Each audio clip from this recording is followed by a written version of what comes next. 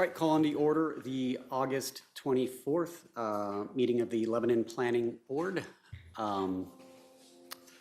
Just seeing who we've got online, but while we're getting up to speed there, Tim, do you mind giving your usual lines about attendance? Sure. This meeting is being conducted in accordance with RSA 91A. It is being conducted in person in the Lebanon City Council chambers.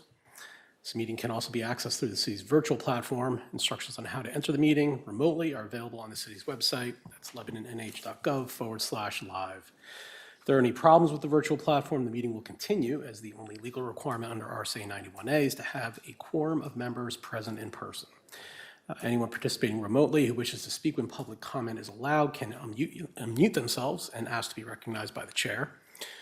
Those attending in person who wish to speak when public comment is allowed can raise their hand to be recognized by the chair. Those attending in person should approach the podium or the presenters table as appropriate to use the microphone so that everyone in the room and attending virtually can hear. Before speaking, either remotely or in person, please state your name and community of residence, and if appropriate, please be prepared to spell your name for the recording secretary. And with that, I will turn it back over to you, Mr. Vice Chair. Yep, thanks, Tim. All right, do we have Karen online? I can't see the last name from the picture of myself.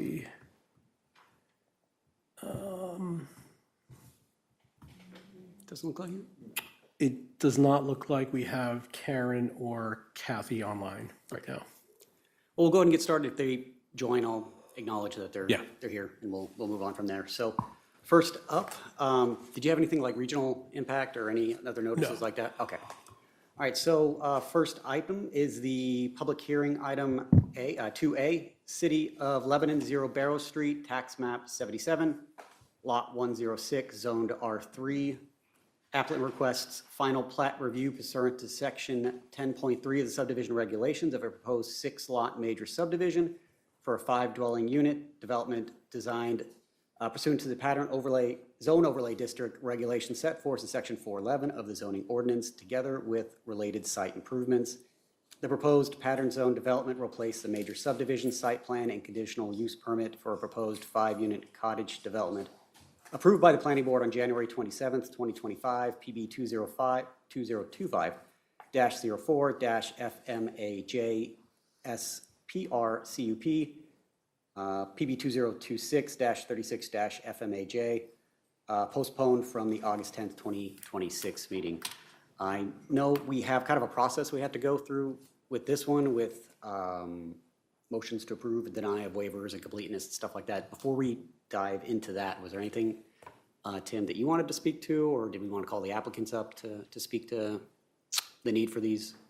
There are several components to the board's review and approval of the application. Those are set forth in the draft motion, a copy of which has been provided to you, or hard copy. I think in this case, the application constitutes a major subdivision, as that term is defined in the subdivision regulations. And as such, a major subdivision typically requires, or the default is that it requires preliminary review or design review from the planning board prior to the submission of an application for final plat review. As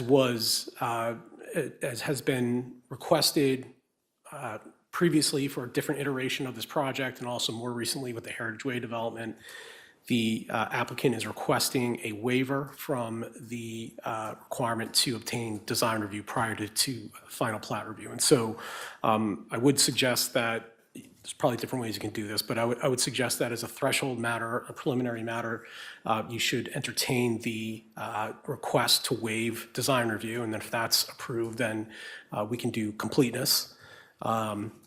And I'll go ahead and recommend that if the board does waive the preliminary design review, that the application is complete enough for the board to accept jurisdiction at the commence review.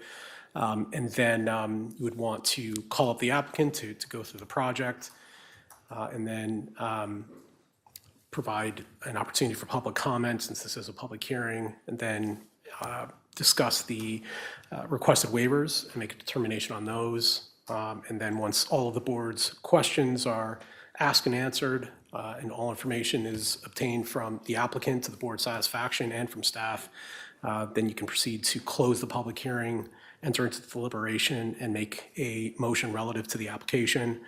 And then if approved, you would want to do a final motion authorizing the planning board chair to sign the subdivision plat before it's recorded at the registry of deeds. So that would be the general order of things as we would recommend you proceed. Again, that's outlined in the draft motion that you have before you. The only thing I'd add is that the final composition of the proposed conditions of approval did not come to fruition until late this afternoon. So I would recommend that we read the conditions into the record prior to the closing of the public hearing and give the applicant an opportunity to provide comment. And then if we do that, those conditions do not need to be read again in deliberation.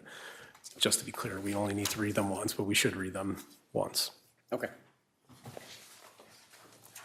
All right, so then I guess first up on the list is request to waive design review.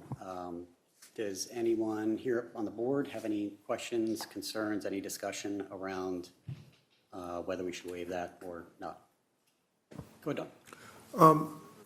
My concern is that as we go forward with this city application is that we not take any shortcuts, is that we don't want to create an illusion or a sense that the city going before the planning board gets special treatment, but that it has to abide by all of the regulations that any other applicant would have going before us. So I would just do that caution.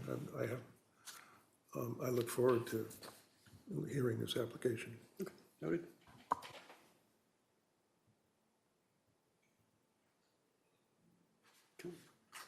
My perspective, I think it's definitely a fair request. I'm going to kind of weigh it whether we've already seen this one and at least an adjusted iteration.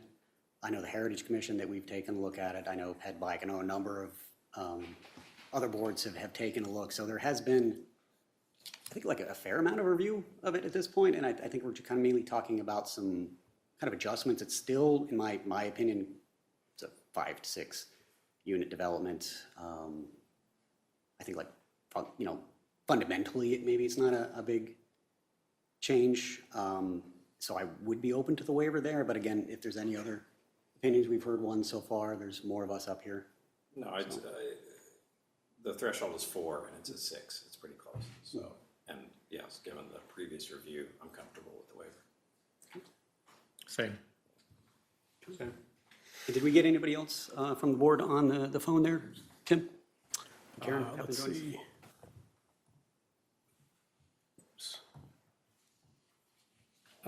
Still no other board members.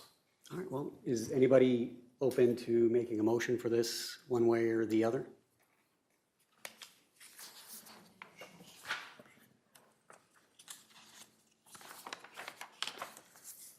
I'll make a motion.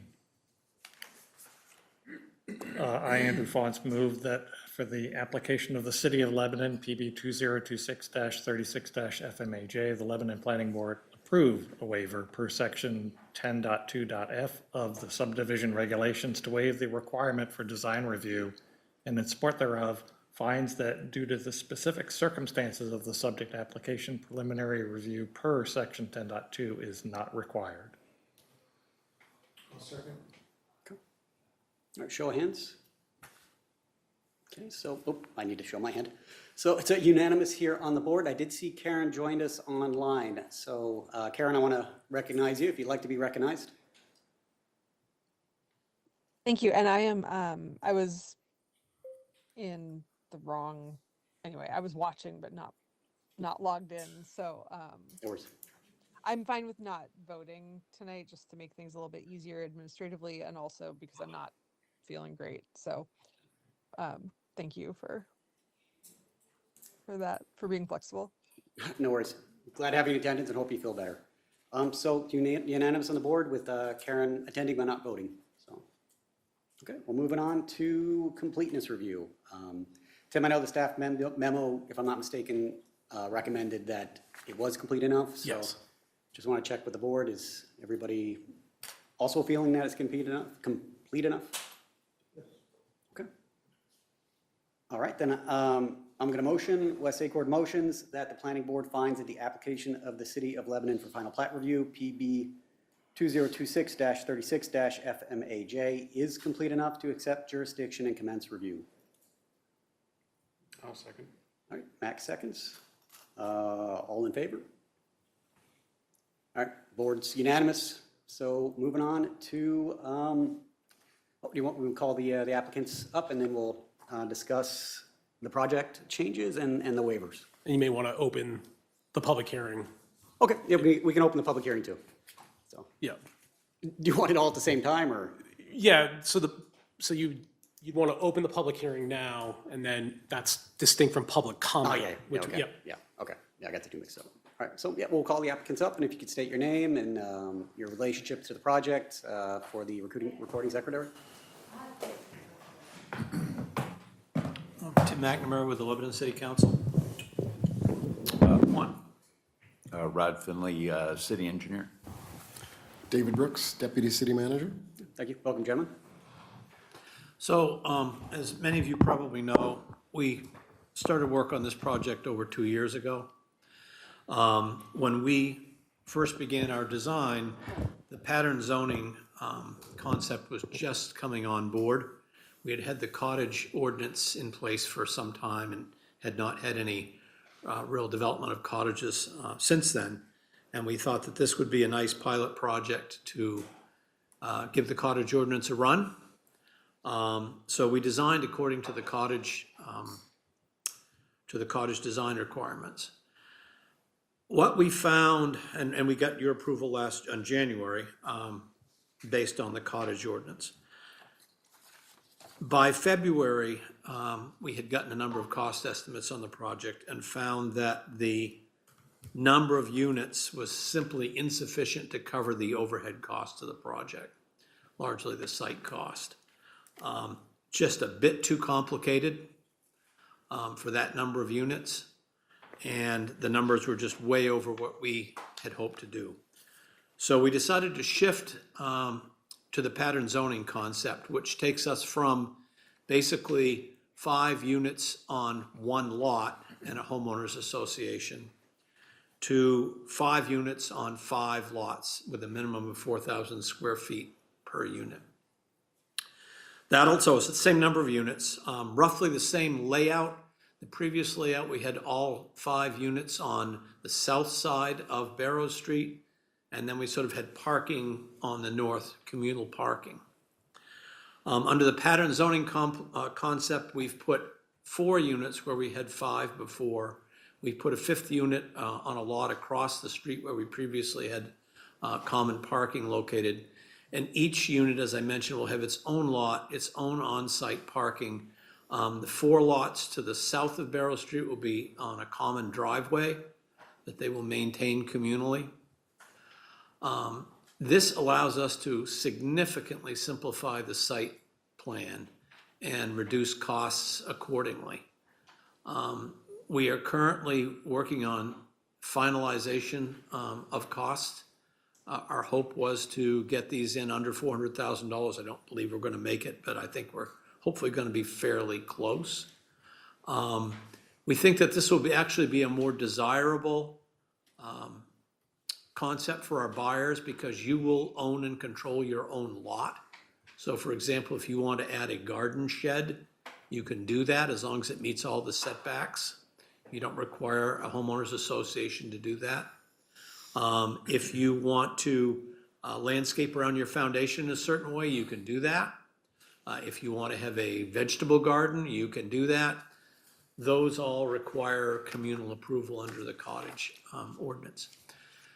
I think that if we had had more units, perhaps 10, more likely 12, what we're thinking is that the cottage concept would have worked quite nicely, but you simply can't get that number of units on this site. It's a less than perfect site to start with, but it's what we had to work with for land.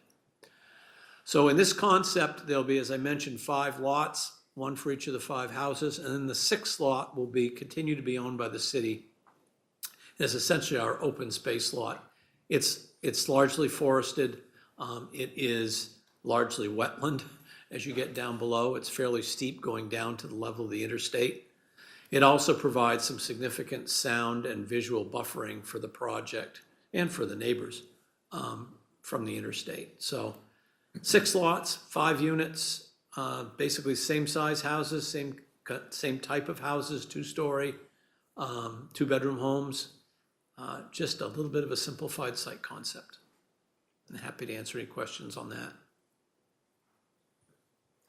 Which was can you just display where the common area that they're going to maintain was? They won't maintain it, the city, well, that's lot number 6. Okay. Lot number 6 is the residual land that the city will continue to own. Okay. Thank you. I have a question. I was looking at the easement going through, and I couldn't tell, but it looked like the part of the easement goes right across the porches in number 4. Yeah, number 4. Is that true, or? No. It Well, doesn't. there's a water main. A water main, There's yeah. a water main easement. There's an existing 8-inch duct line water main connecting Barrow Street to Winter Street. Okay. And it crosses, it exists, and it crosses the lot. That's been located. And then we'd like an easement associated with that. It does get close to the porch in 2 spots, but the easement will just bend around those porches. Okay. Yeah. So we're moving a hydrant, we're moving a portion of the water Yes, line. we're moving, relocating the hydrant, and then there's just services, water services tapped into the existing main, and 1-inch services to each unit.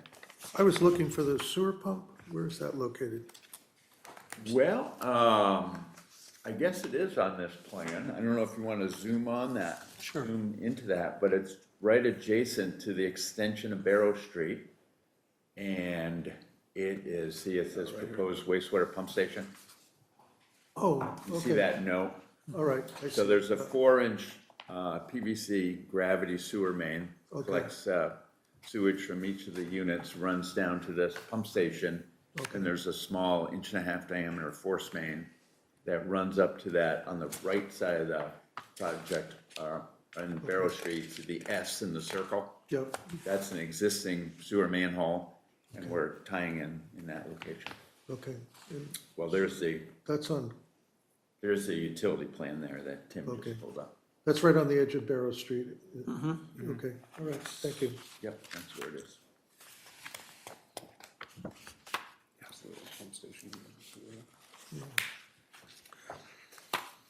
That's all for me. Okay. All right, I know we have a kind of decision to make here. Well, maybe before we dive into the waivers, it looks like we have a vote to do kind of initially before we have to approve the waivers. Does it make sense to do this scattered and premature motion yet, or do we want to discuss waivers first?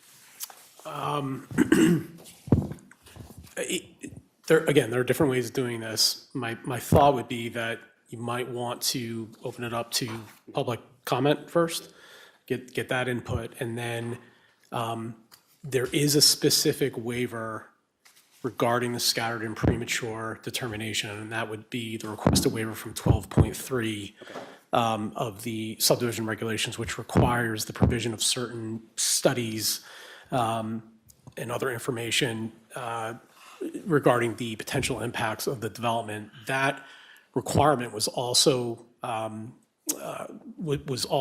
implicated in the prior cottage development application, and it was waived at that time. And so that again is the applicant is requesting that 12.3 requirement requiring certain information be provided, that too was waived given the relatively small scale of this project. And so I would that's just to say that specific waiver request from 12.3, you might want to separate that, and then, because it's related to the premature and scattered determination, and then do premature and scattered determination, and then do the rest of the waiver request. Okay.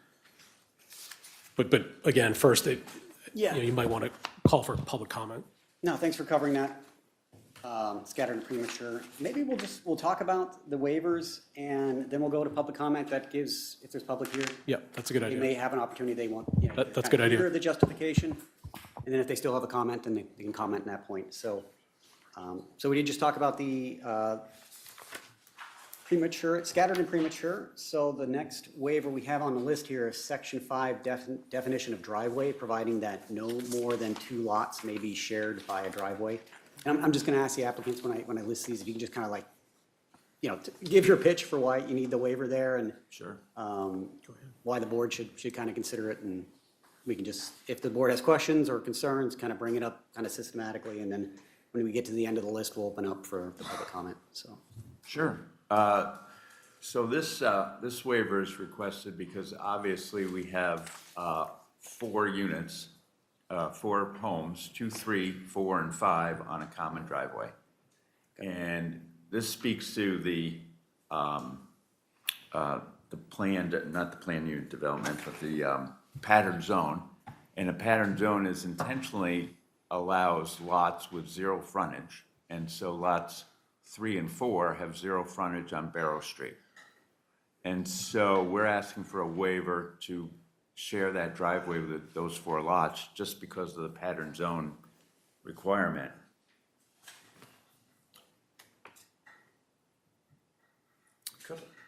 Could I ask a question? What was maybe Tim could conjecture, what was the purpose of restricting that to only 2 driveways?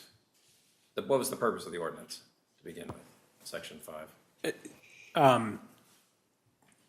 You know, whether the number is 2 or 3, I think the general idea of limiting the number of homes that can be accessed by a driveway relates to the condition of the road itself. In other words, there are certain design standards that need to be met when constructing a road. And those design standards serve a function and purpose. And so when to allow, a certain, more than a certain threshold, in this case it was determined to be 2, but more than a certain threshold of number of homes accessed off of a driveway, which doesn't have to be constructed to meet those street design standards, sort of defeats the purpose of having those street standards to begin with. And so in order to avoid any circumvention of the street design requirements, I presume the decision, I presume that's at least in part what it's based on. I don't know if our former planning director has any additional thoughts or not, but. That's exactly what I was going to say. Oh, our current planning director is here as well. I'm Nate, director, and I'm the planning director.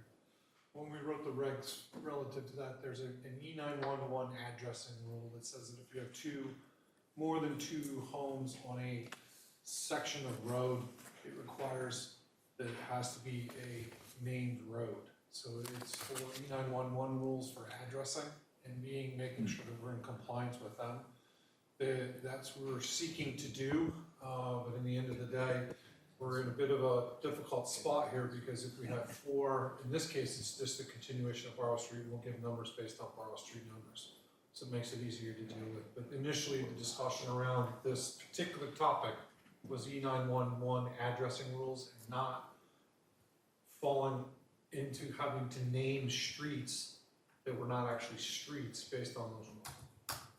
So when these eventually get numbers, if they eventually get numbers, would it be like an A, B, C, D kind of? These will get Barrow Street numbers, so it'll just continue whatever the numbers are coming up Barrow Street. Okay. Oh, as if it made a turn. As So it makes a even and turn, odd yes. on either Right. sides. Correct. Except in this case, Barrows, I suppose, is 24 feet wide or 22 or something, and this driveway is 15, 12 feet? 15. 15.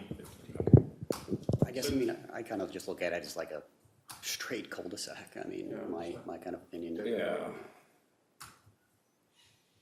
But in the end, the rule's there because of the E911 rules. Okay.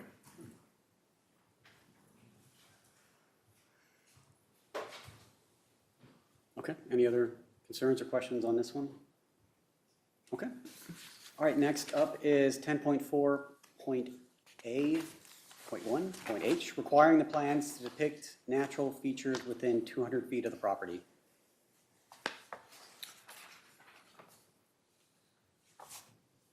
And for A1H.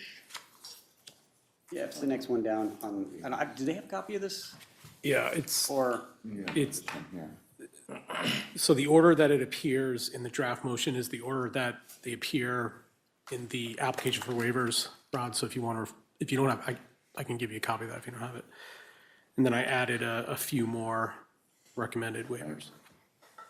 So, this is looking for, of course, natural features, intermittent water courses, marshes, lake, pond, floodplains, wetlands, rock outcrops, wooded areas, and other features within 200 feet of the property. So we've identified all the features on the property, but with the waivers outside the property, we haven't identified every single one of those outside the property. Okay. Additionally, the wetlands on lot 6, we've identified two lines that head off into lot 6, but it doesn't really close on itself, so we didn't identify the entire wetland on lot 6, just the wetlands that are adjacent to the development. And so technically, I thought that deserved a waiver. Plus, the entire site is bounded, pretty much bounded by other property that's been developed. Yeah. In other words, Yes. Sort of Yeah. an existing, sort of stuck in an existing condition. And even Right. lot 6 is bounded largely by the interstate. Yeah. And the interstate, right? Yep.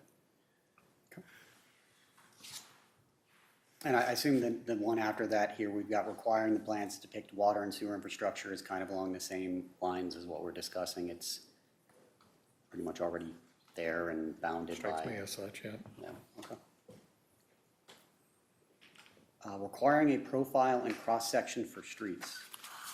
Yes, so we have a very short extension of Barrow Street. Actually, it's there right now. In the previous approval, we incorporated that piece of right-of-way into that development, and now we're putting it back. And so we're reestablishing that right-of-way and the end of the street. And that's that nub that we see That's appearing correct. to be the end of the street. Right. That's the turnaround for the city trucks. Yeah. And then beyond that is where the snow would be pushed, again, by the city, the end of Barrow Street. And so I didn't really think it needed cross-sections and a profile of that short section. Requiring plans to show location of open space, public lands within a quarter-mile. I don't know, are we feeling that this is kind of similar to the other ones? Yeah. Yes. And same with transit routes and stops within a quarter-mile. Requiring information pertaining to the project's impacts. So I guess that's kind of a, Traffic. yeah. So have we done any of that with like the previous iterations or? Right, that was previously requested in connection with the proposed cottage development, and it was waived, I think, primarily based on the small size of the proposed project. All right, and then we've got these 4 yellow ones, and Tim, I think you just said that these are ones that you may have added?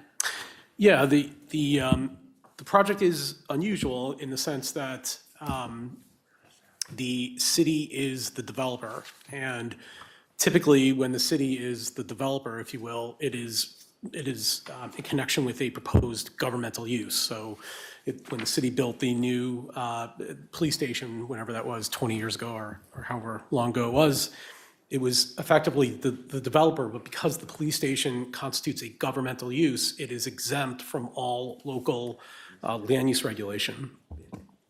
However, in this case, while the city owns the property and is the developer, the proposed use, it's not enough to constitute a governmental use and be exempt from local land use regulation. It's not enough for the property to be owned by the city and for the project to be pursued by the city. The use itself needs to constitute a governmental use, and in this case, it is intended to serve the private housing market. And so it's sort of unusual in that sense, and so the project itself does not constitute a governmental use, and therefore needs to meet all applicable local land use regulations, including, in this case, the requirements of the subdivision regulations, which includes a requirement that once the subdivision is approved, that the developer or the applicant enter into a subdivision agreement outlining certain steps that will be taken throughout the duration of the project to enter into that agreement with the city.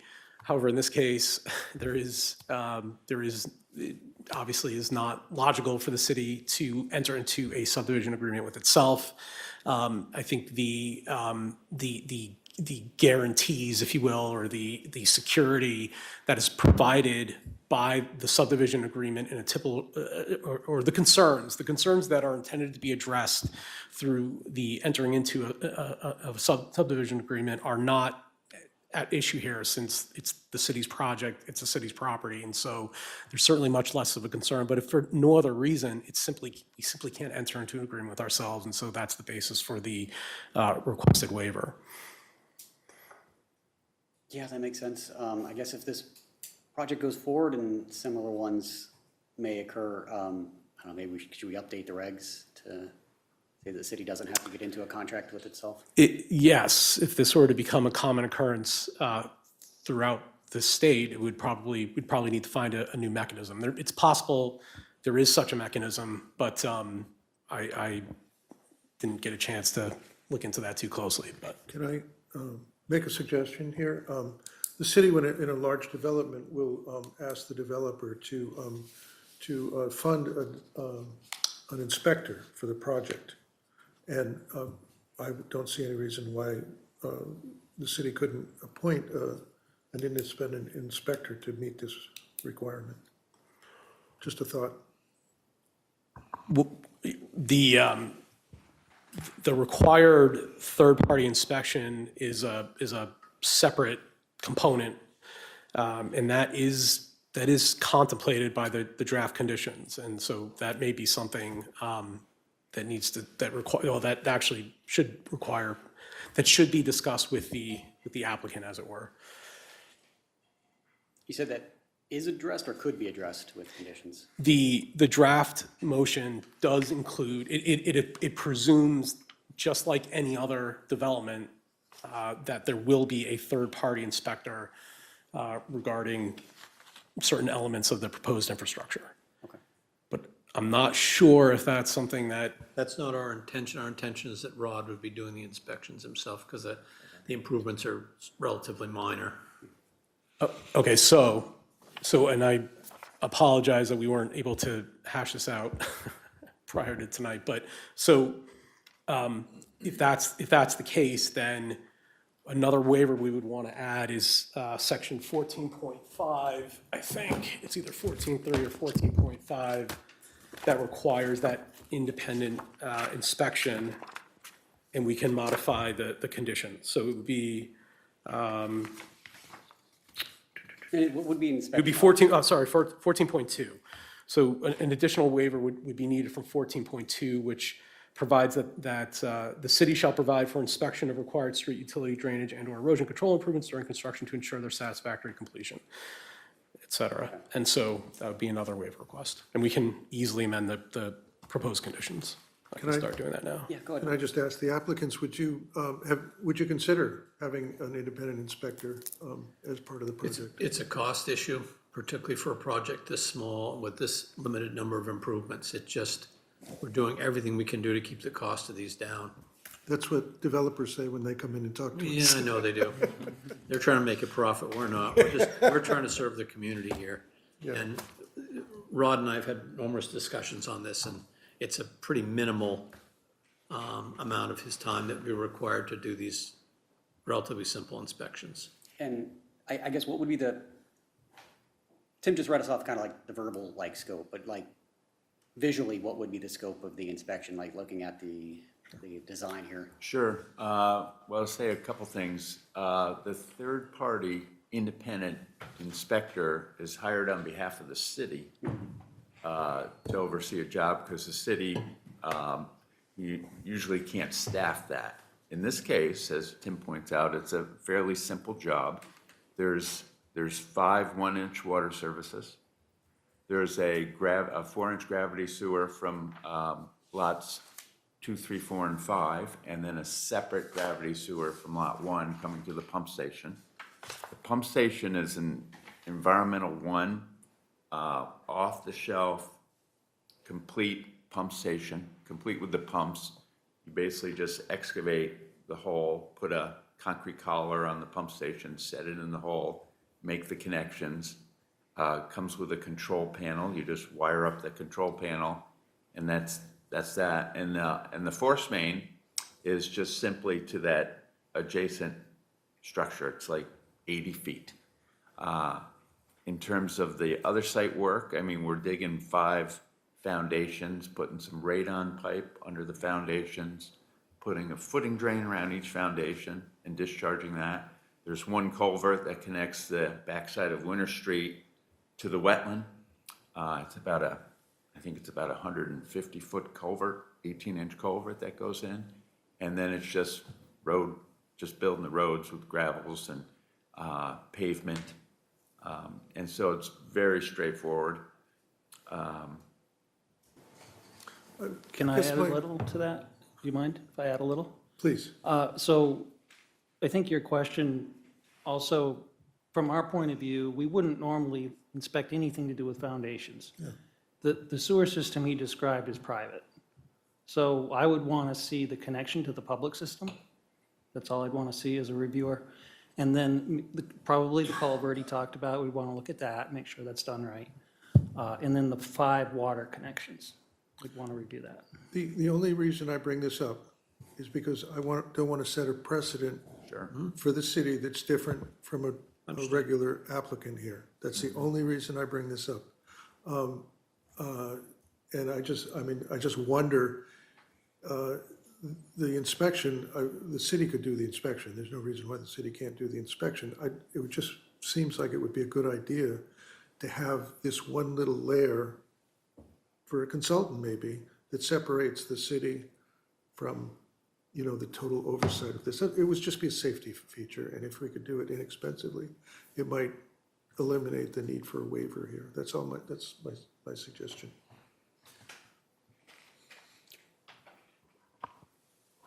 All right, any other questions? Just one other question, that you'd also be responsible for measuring setbacks to be assured that that 10-foot property line is met. Would that be your responsibility as well? Right. And we have a professional surveyor, outside professional surveyor who's done a subdivision plat and has set all the boundaries. Okay, thank you. All right, and when we get to the point where we're voting about these, and we'll go back through the list again, but, all right, so I guess we kind of actually jumped to that would be the 5th added one. So I think our next one is requiring a statement of the work for the off-site improvements. Tim, do you want to talk to the need for that one? It's just a submission requirement for major subdivisions. And I think the applicant can speak to that. Okay, are there off-site improvements? Yeah, the next 2 is the statement of work for the off-site improvements. The following one is requiring a cost estimate for the completion of all on and off-site improvements. Yeah. So very similar. So this project's actually been put out to bid through the city's OpenGov system. We had 8 bids actually from local contractors. We're working with the lowest bid, Conkey Enterprises, and he's getting a performance bond, which was a condition of the city council, and so he's pursuing that, and so we have actually real costs for all the site work and the off-site improvements. So that's why I asked for the waiver for providing those statements. And I think, as Rod mentioned earlier, I think the only off-site improvement is a portion of the force main connecting the pump station to the existing sewer manhole. Everything else, including the water main and the hydrant that are already existing, they're all on the site. So in terms of 10.4C2A, the statement of work off-site improvements, it's just maybe 3/4 of that force main. Questions, concerns from the board? Nothing about waivers, but I do have a kind of a design question. It appears that every place that is a termination, whether it's the end of Barrow Street at that stump extension or the driveways themselves, are all snow collection areas. Yes. And I was curious if, in designing site number 4, whether any consideration had been given to flipping the orientation of its driveway of the house such that you would create another large stump at the end at which more snow might be piled, and likewise perhaps giving a little more separation and privacy for unit number 4. And if that were not disruptive to the pace of needing to move forward, and if it in fact provided any benefit, whether that might be considered. You'll notice on lot 4, it's a tight squeeze in there. Yeah, it is. The driveway setback is 5 feet. The building setback is 10 feet. Well, I guess that's the answer. And that is the answer right there. Very well. Okay, I think that just leaves us with one more to talk about here. Requiring 10.4.2C, requiring temporary control plans to be implemented during the proposed construction period. So just some So thoughts on this, I that. think, is on the plans. Okay. And extensive erosion control details and notes, dust controls on the plans, hours of operation, I believe is on the plans, 7 to 7. And traffic control, I don't see a lot of traffic control from, it's the end of the street. It's not like Mechanic Street sidewalk or something like that, you know? No one's driving through the site. Right. And so I think all those details, I don't think you need a waiver from that. Expect to Yeah. strike that one, or? Yeah, I struck that one. I also struck 14.2 regarding inspection services, rereading it. I think the city can just take responsibility for that. And so I adjusted the condition accordingly. It doesn't necessarily require, or it doesn't specifically require independent third-party inspection services, so. Requires the city to offer the inspection service Yeah. explicitly in every other application, so why Right. would it not apply in this instance? Yeah. All right, so before we open up public comment, discussion, any other, questions? The end of the road, is snow from Barrow Street getting deposited at the end, the new end of the road there? Yes. My concern is that a lot of salt is going to be in that. Is that drained into the wetlands there? The wetlands is adjacent. We do have, as part of the stormwater control plan, we have an infiltration trench along the driveway on the backside of Barrow Street extension and on the far side of the Lot 1 driveway extension. So that's a excavated trench filled, lined with a fabric, filled with a crushed stone. And then the idea is to get that snow melt into that trench and then filtered through the substrate before it gets to the wetland. Which isn't present currently, the way Barrow Street is plowed now. They just push it off the end. Okay.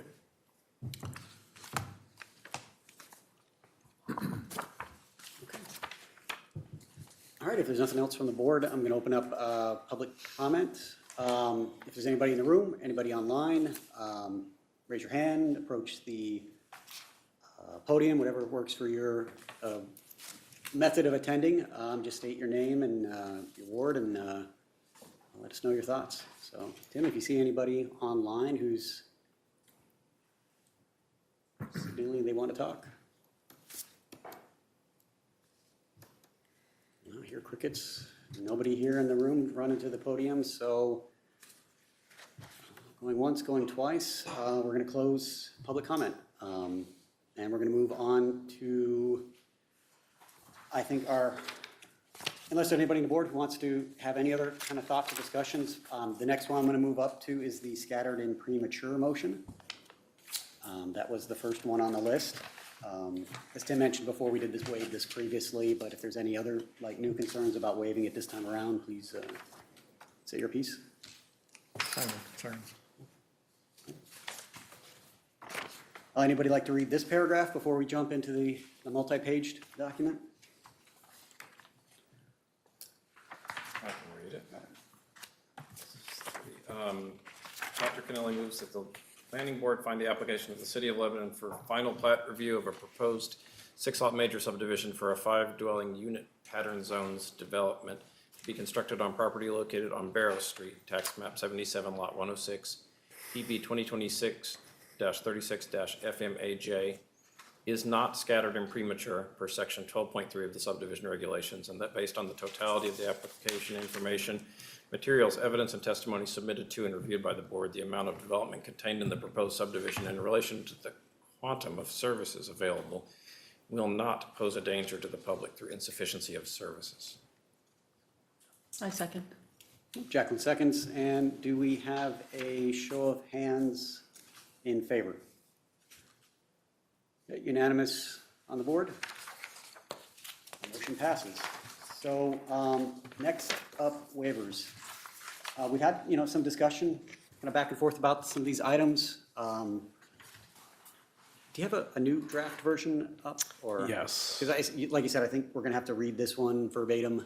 Yeah, so it's, so if you look at the hard copy of the draft motion, the changes are, the only change really is to remove the last one, 10.4, point C, point 2, point C.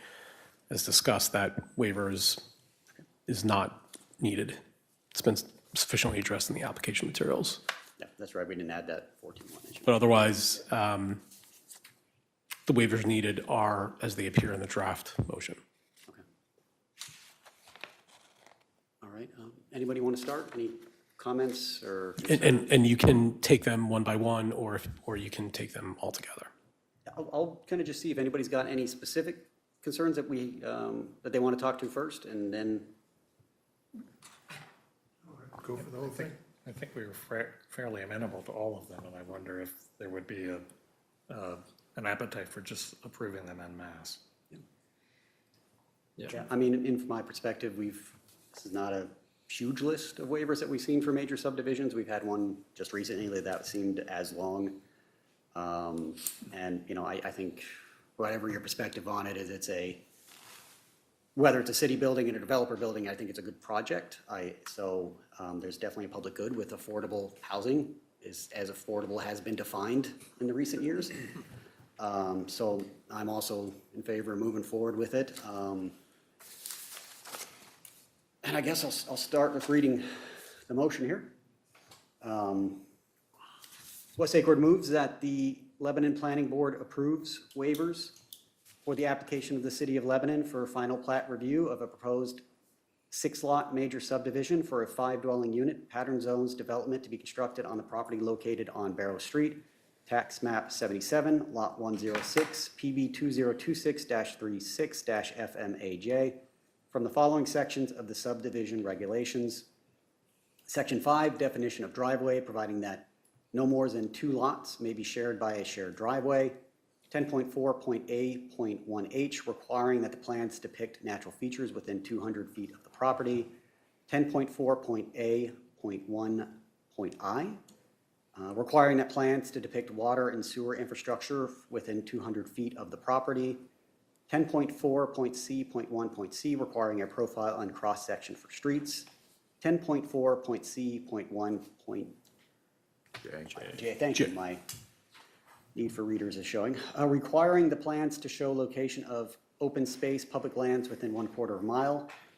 10.4.C.1.K, requiring the plans to show location of transit routes, stops within 1/4 mile.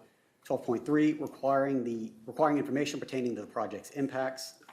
7.9.B, requiring the applicant to enter into a subdivision agreement with the city. 10.4.C.2A, requiring the statement of work for the off-site improvements. 10.4.C.2.B, requiring cost estimates for the completion of all on and off-site improvements. In support of the decision, the board finds that the applicant has demonstrated the requested waivers satisfy criteria. Is this an A? What's that? Is this A or B? Which one is this? I would suggest A in this circumstance. Yeah. set forth section 715. Do we have a Second. Yeah, we got a second from Don. Show of hands, yay or nay? Yay. Yays have it, unanimous. Okay, next up, we got a motion on the application. It's a long one. And as Tim has helpfully informed us, we need to read the whole thing. Right. And then I did make some additions, Okay, so might want to read it from the screen. yeah. Is a matter of process, or are we allowed to like team read these things? So, so we don't have to put these things on to I'm one happy person? to read the conditions and then have the applicant respond to those to make sure they're acceptable or to address any concerns. And then once that happens, it would be ideal for the board to then, for the chair to confirm that there are no other additional questions for the applicant and to close the public hearing and then make motion number 5, but you can do so without reading the conditions again. Okay, Perfect. yeah, sounds good. We'll go that way with Do you the, want me to go ahead and read the draft conditions? appreciate it. Sure. Happy to. All right, so these are the proposed conditions as modified per the board's discussion this evening. First heading is general conditions. Number 1, this approval shall automatically expire and be deemed void upon failure to meet any of the conditions of approval set forth herein within the timeframe specified. It shall be the applicant's responsibility to be familiar with and aware of these conditions of approval, and it shall be the applicant's responsibility to satisfy these conditions of approval and to satisfy them within the relevant timeframes outlined below. Number 2, this approval shall be considered void unless all conditions precedent have been met in the Barrow Street Pattern Zone Subdivision plan sheet as revised pursuant to these conditions and signed by the planning board chair has been recorded in the Grafton County Registry of Deeds within 2 years from the date of the notice of action. Number 3, the development is subject to the subdivision regulations adopted May 13th, 1991, last revised March 23rd, 2026, and the zoning ordinance adopted January 16th, 2013, last amended March 11th, 2026, which are the land use regulations in effect at the time the application was submitted. 4, future development of the dwelling unit shall be subject to City of Lebanon impact fees pursuant to Section 213 of the zoning ordinance. The impact fee shall be calculated at the time of building permit issuance based on the impact fee schedule adopted on May 20th, 2024, and such fees shall be due and payable at the time of issuance of a certificate of occupancy. In accordance with RSA 674-39, development shall be exempt from any future changes in impact fees and methodology for 5 years from the date of approval. However, any building permits which are issued after the end of that 5-year period shall be fully subject to whatever impact fees and methodology are in effect at the time of building permit issuance. It just makes it more. Number 5, all future construction shall substantially conform with and shall be subject to the requirements and specifications of the recorded plat. Number 6, active and substantial development is defined in section 14.1B1A. The subdivision regulation shall be achieved within 3 years of the date of this approval per RSA 674-39-1A, subject to an extension if applied for by the applicant and if approved by the planning board per section 14.1B1C. If active and substantial development is not achieved within 3 years of the date of the planning board's approval, the development shall be subject to the default provision set forth in section 14.1C. Number 7, substantial completion as defined in section 14.1B2A. The subdivision regulation shall be achieved within 7 years of the date of this approval per RSA 674-39-1. Roman numeral 1, if substantial completion is not achieved within 7 years of the date of the planning board's approval, the development shall be subject to the default provision set forth in section 14.1C. Number 8, changes to underground utilities that do not impact surface conditions may be approved administratively unless determined by the reviewing engineer and the planning and development department to materially alter the development in the approved plan. Number 9, the applicant shall implement and maintain NHDES site-specific best management practices before, during, and after construction. Number 10, prior to the start of any construction activities on the property, erosion control measures, including edge of disturbance fencing if available, shall be installed and maintained before and during any site work to be verified by the city engineer. Number 11, all new driveways shall comply with the City of Lebanon driveway regulations and, by extension, NHDOT driveway regulations, including layout, site distances, grading, and drainage. Number 12, this approval is subject to and shall comply with the certificate of approval granted by the Lebanon Heritage Commission on May 13th, 2026 for application HC 2026-03. Next heading is conditions to be satisfied prior to the signing and recording of the plat. These conditions shall be satisfied within 2 years of the board's approval. Number 13, the applicant shall submit to the Planning and Development Department 2 Mylars of the approved plat as revised pursuant to these conditions of approval in accordance with Planning and Development Department recording procedures. Number 14, the applicant shall provide to the city draft copies of the deeds of the land transfer for review to ensure the transfer will be completed properly for assessing and recording purposes. Number 15, the applicant shall submit the executed deeds of the land transfer to the Planning and Development Department to be recorded contemporaneously with the plat. Number 16, the open space declaration restriction and covenant shall be presented to the city council and following city council approval shall be executed and recorded simultaneously with the plat in accordance with Planning and Development Department procedures. Number 17, the proposed Barrow Street extension shall be presented to the city council in accordance with applicable statutory procedures for acceptance as a Class 5 road. Next heading is conditions to be satisfied prior to application for a building permit and prior to the start of any construction activities. Number 18, shoot. That's going to mess everything up. Number 18, the city shall be responsible for all inspection related to A, on-site work related to sewer, water, temporary sedimentation and erosion control, and drainage improvements, and B, all off-site work within the city's right-of-way, including but not limited to water, sewer, driveways, drainage, in accordance with section 14.2 of the subdivision regulations. Condition 19, not 18. Within 45 days of the planning board's approval, the applicant shall make the following revisions to the plan set to the satisfaction of the Planning and Development Department and the city engineer. A, add tax map 48 lot 1 into the butter. B, regarding the Barrow Street pattern zone subdivision plan sheet. 1, add statement required by section 7.11. 2, add plan notes as set forth on the document titled Barrow Street Pattern Zone Notes submitted with the application. 3, add a plan note regarding the dedication of the Barrow Street extension. Number 4, make any other changes required per city legal review. And C, and then the cover sheet to provide description of plan revisions. The applicant shall provide the Planning and Development Department a digital copy of the revised plan set saved in a PDF format for archival purposes. Condition number 20, the applicant shall obtain or update, if appropriate, any required federal and state approvals, including but not limited to the following. No, that doesn't, sorry. I'm just going to leave it at that.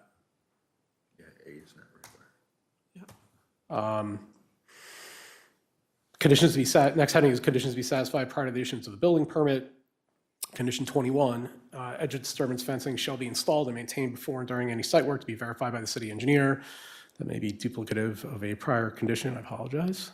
Condition number 22, if applicable, the applicant shall obtain an excavation permit from the Department of Public Works for any site work in the public right-of-way prior to any work in the right-of-way. The construction, that was already covered. Condition 23, for each building permit, the applicant shall demonstrate compliance with the applicable pattern zones regulations set forth in section 411 of the zoning ordinance to the satisfaction of the zoning administrator. Next heading is conditions to be satisfied prior to the issuance of a certificate of occupancy.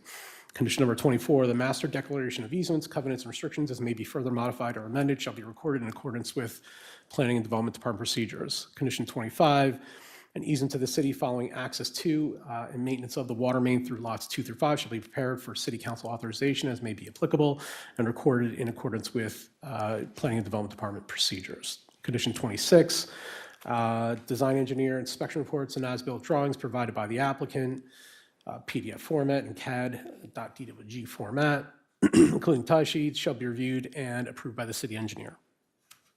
Condition 27, all impact fees assessed per section 213 of the zoning ordinance shall be paid. Condition 28, all street signs and posts shall be provided and installed by the city at the expense of the subdivider. Well, yeah, installed by the city in accordance with city standards and requirements in accordance with section 13.7 of the subdivision regulations. Finally, condition number 29, all improvements depicted on the plan shall be completed and shall be constructed as depicted on the approved plan, including any modifications to the plan as may be approved by the planning board in accordance with the subdivision regulations. So those are the proposed conditions of approval, and you may want to ask the applicant if they have any concerns about any of those. Thank you for lending your voice to that and the support with the process. So, We have no, objections? I've got, could I ask about 14 and 15? That's related to draft copies of the deeds for land transfers prior to the recording of the plat. I'm familiar with those conditions in connection with a, say, a boundary line adjustment where you already know who the parties are gonna be and you're transferring one piece of land to an adjacent property owner. I'm not familiar with those in connection with, we don't know who's gonna be buying these lots yet. I think the expectation is that the transfer is not gonna happen until the units are complete. But I'm not sure we can start the construction without the plat having been recorded in this case, because this will be individual units on individual lots. So if, to the extent there's a need for copies of deeds, and recording, maybe it shouldn't be prior to the recording of the plat, maybe it should be at a later time, if it's needed at all. Just a question.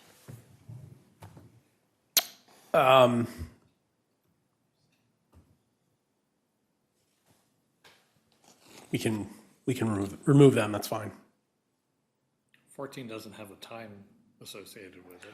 But it's conditions, it's part of the group of conditions to be satisfied prior to the signing and recording of the plat. Got it. It's a larger discussion that might not be, this might not be a good time to have that discussion. And I don't think staff has any concerns about removing those conditions at this time.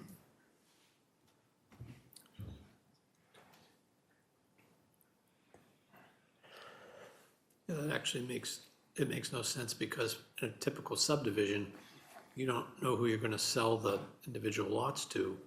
I think the idea would be that the deeds are prepared for each individual lot so that when they're sold. But they're executed then. Yeah. So the intent here is the cities build the houses on the lots first and then sell the completed house and the lots as one. Right, So that's why exactly. this. Correct. Yeah. So I mean, I guess what would change was instead of providing the draft copies, it would just be the final when they've already, Once they've been, when somebody's already bought it, it's a final, deed transfer. So right. they're just not getting it, the city's just not getting a draft, I guess. So Yeah. maybe strike 14 and move 15 to prior to issuance of a CO or something? Even then, I'm not, I think we can just leave them out. yeah. If it was critical, I would put up a fight, so. I think we know everybody. Review. That's just for review, to provide to the planning department. At the end of the day, the person who's buying it's getting the deed, so, Yeah. or the bank is. But Thank you, David. anybody have any concerns about? I don't. Not about that in particular. I think they're fine. I don't have any issue with moving 15 to the end. You think it's easier to just get rid of it?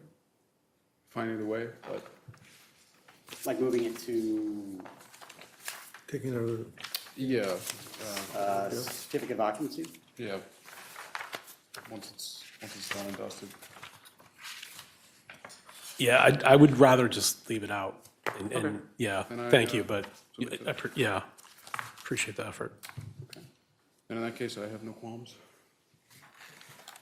Since I closed public comment before, should I open it up to see if anybody has any?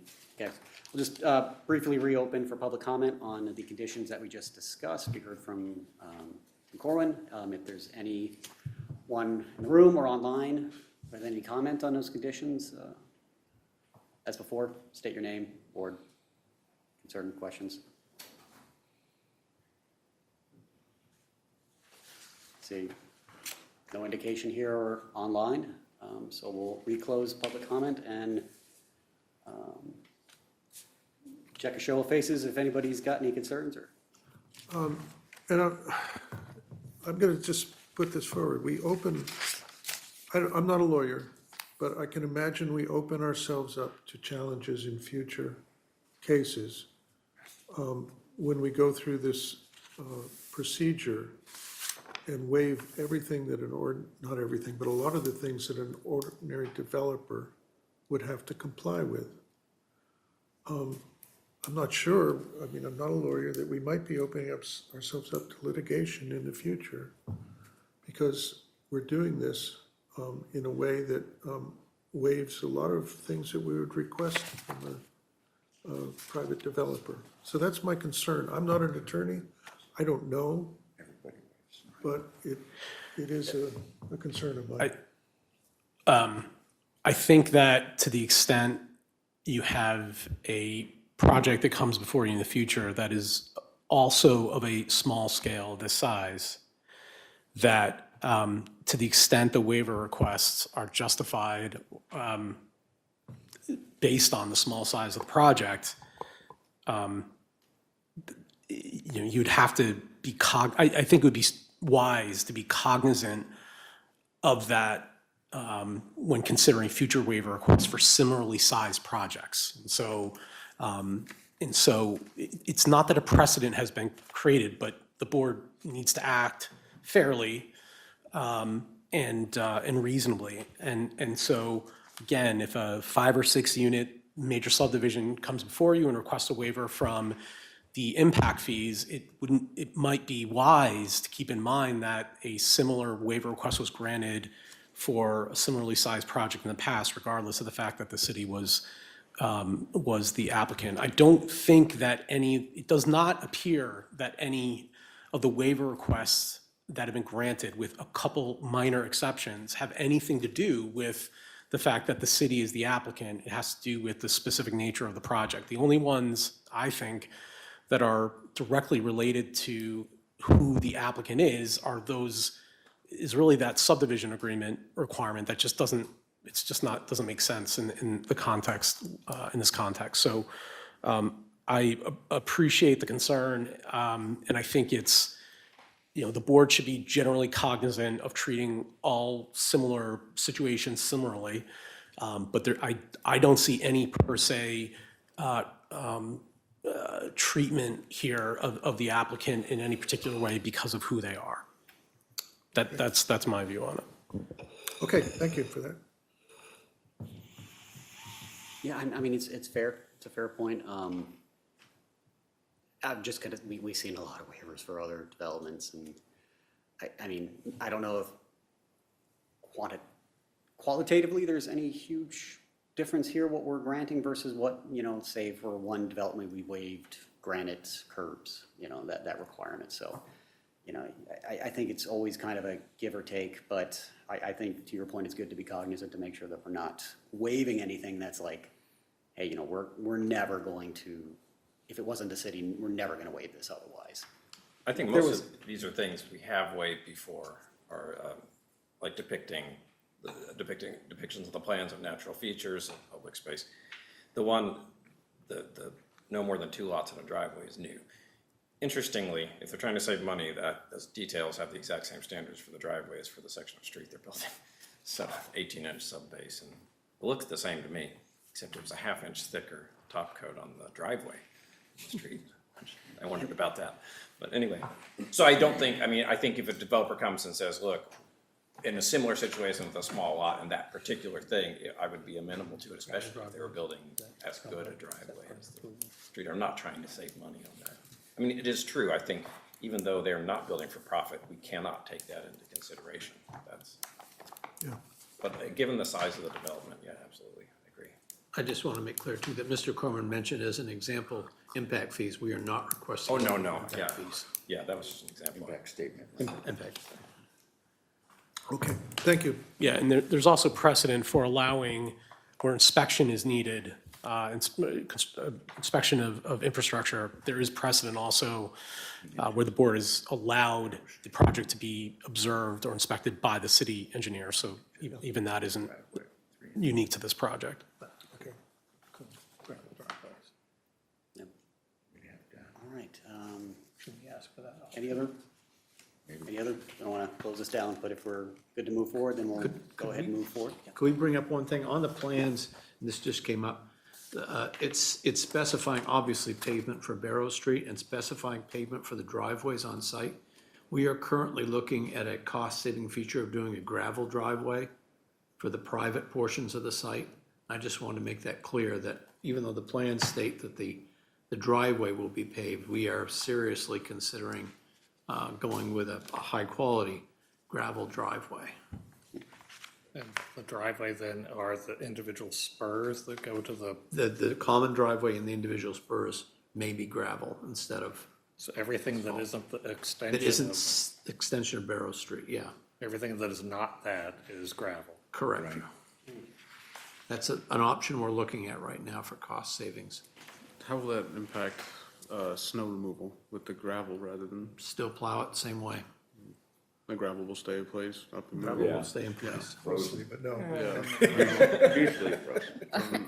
Every now and then you have to regrade. I've got one of those. Regrade it And there's an agreement here between the owners to maintain that common driveway too. So there's a legal requirement for the group to maintain that driveway. And of course, that would affect infiltration or, You know, they say it does, but it very slightly. Once gravel is compacted, the difference in infiltration is minimal, very minimal. Of the potential purchasers who may have expressed interest in purchasing, would they have the option to say, hey, we would like to do an up-buy for the driveway or something like that? While you're already paving that section, can I pay They could if they whatever? wanted to get together and pay for it extra. I'm not saying we're gonna eliminate it now, but we're looking at cost-saving measures wherever we can reasonably look at them. They could also pave their own individual driveways later, because it's on their lot. Yeah, it's not cheap, but I would just, if they wanted to while you're already doing the road, like could they say, hey, I want, And we have a number on that, so we know exactly what the cost is. Hopefully we'll be able to save in some other areas, but Yeah. it seems like every day that goes by, costs go up. So this presumably will just be updated as time goes on, and it's probably a staff approval of that? Yes, and we can Minor, inform the planning board. okay. But I just wanted to make everybody aware of that, because it's showing. okay. Does that need to impact condition number 29? since our numbering is different, then what's that? Is that caveat, that refers to former 29, now 25? Yeah, the plat should definitely be updated. Once that decision is made, the plat should be updated to make that, to provide a note or clarification, and then that's probably sufficient in this case, since it was brought up in the context of a public hearing before the board. There's just one more thing that I've been debating whether or not to bring up, but, so the board may want to consider, the applicant may want to consider requesting, and the board may want to consider granting one additional waiver, and that would be from section 7.10 of the subdivision regulations. So under state statute, a subdivision plat can be recorded only when the underlying or the required improvements have been constructed, or security has been provided in lieu of construction of those improvements. That's a statutory requirement. It's nothing that the board can waive. It's state law. But what the subdivision regulations require is that in that sort of in furtherance of that provision, statutory provision, it provides that if the applicant wants to go ahead and record the plat prior to construction of the improvements, they have to provide security, which is the statutory requirement, and it's not waivable, if you will, but that they also need to enter into a performance security agreement. And in this case, for the same reason as the subdivision agreement, the city can't enter into a performance agreement with itself. And so when it comes time to record the plat, and I presume the plat will be recorded, or there would be an interest in recording the plat prior to completion of the site improvements. We'll have to figure out how to meet that statutory requirement. That is sort of outside the purview of the planning board in some ways. But I think it might be easier if right now, so there's no question, the performance security requirement is waived, since it can't work in this circumstance. We're going to have to come up with some other mechanism if any is even needed, to address that statutory requirement. But that might be something to consider. Rather than kicking that can down the road, just address it now. Waive the performance security requirement, which is unenforceable, or it's not practical in this situation. I guess, I thought you said it was a state law. So the state requirement is to provide security, but it doesn't specifically require the entering into a performance security agreement with the municipality. That requirement is I incorporated, see, okay. sensibly incorporated as a requirement of the subdivision regulations, but in this case, because the city is the developer and the use isn't a governmental use, it doesn't make sense to apply it here. Okay, But that item is not made explicit anywhere within the conditions that have just now been read, correct? Correct. It has been commented on. It has been commented on, but Since the city's on both sides of that, does it need to be commented on? well, technically, yeah. So just because something isn't specifically identified as a condition of approval, and normally that would be, and so I took that out Okay. as one of the conditions. But I think it would be best if it were formally waived. Explicitly waived. Yeah. Okay.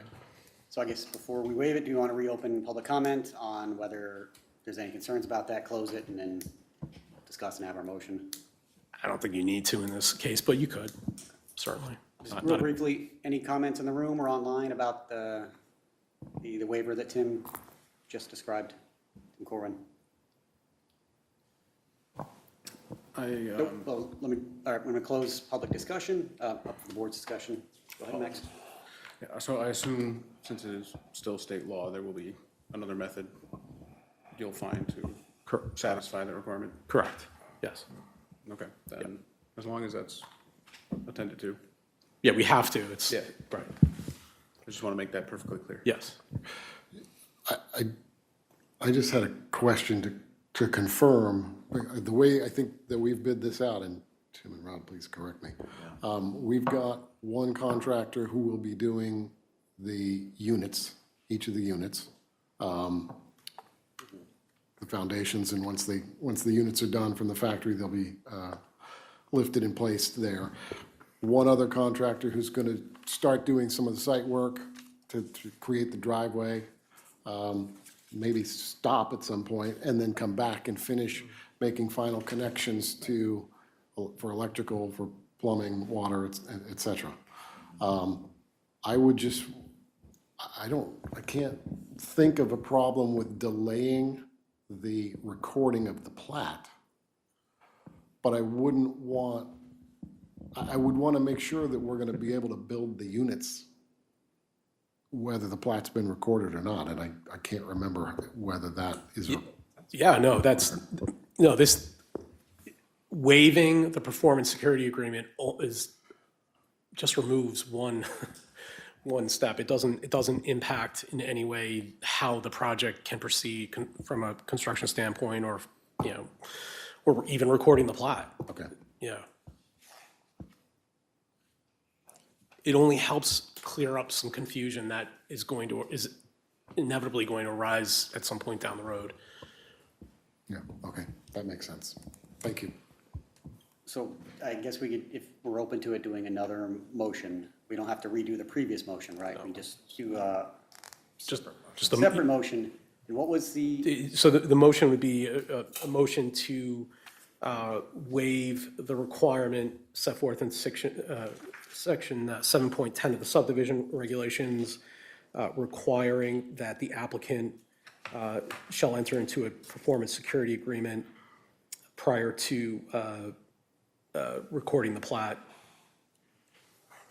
I mean, I think that's fine. And was there anything to be explicit with respect to staff's intent to follow up on a Security? what a legally, You could add planning and development department staff will develop options for compliance with RSA 674-36. The security requirements of RSA 674-36. Do we have a motion on the floor so already? moved? Yeah, you could do that. I'm just going to say so Yeah. moved. Yeah. I'll be happy to second. Patrick has a second on that. That's show of hands? All right, all in favor? Yeah, it's unanimous, all in favor? All right, so, we're at the application point. So we don't need to read everything that you said. Yeah. We just need a motion to approve or deny.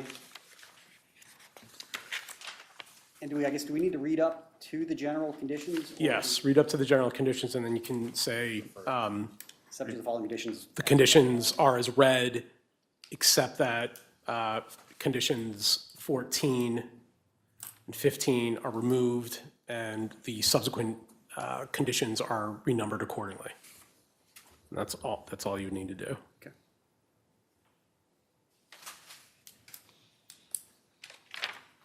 Have any takers or? Yeah, I'll do it. Thank that.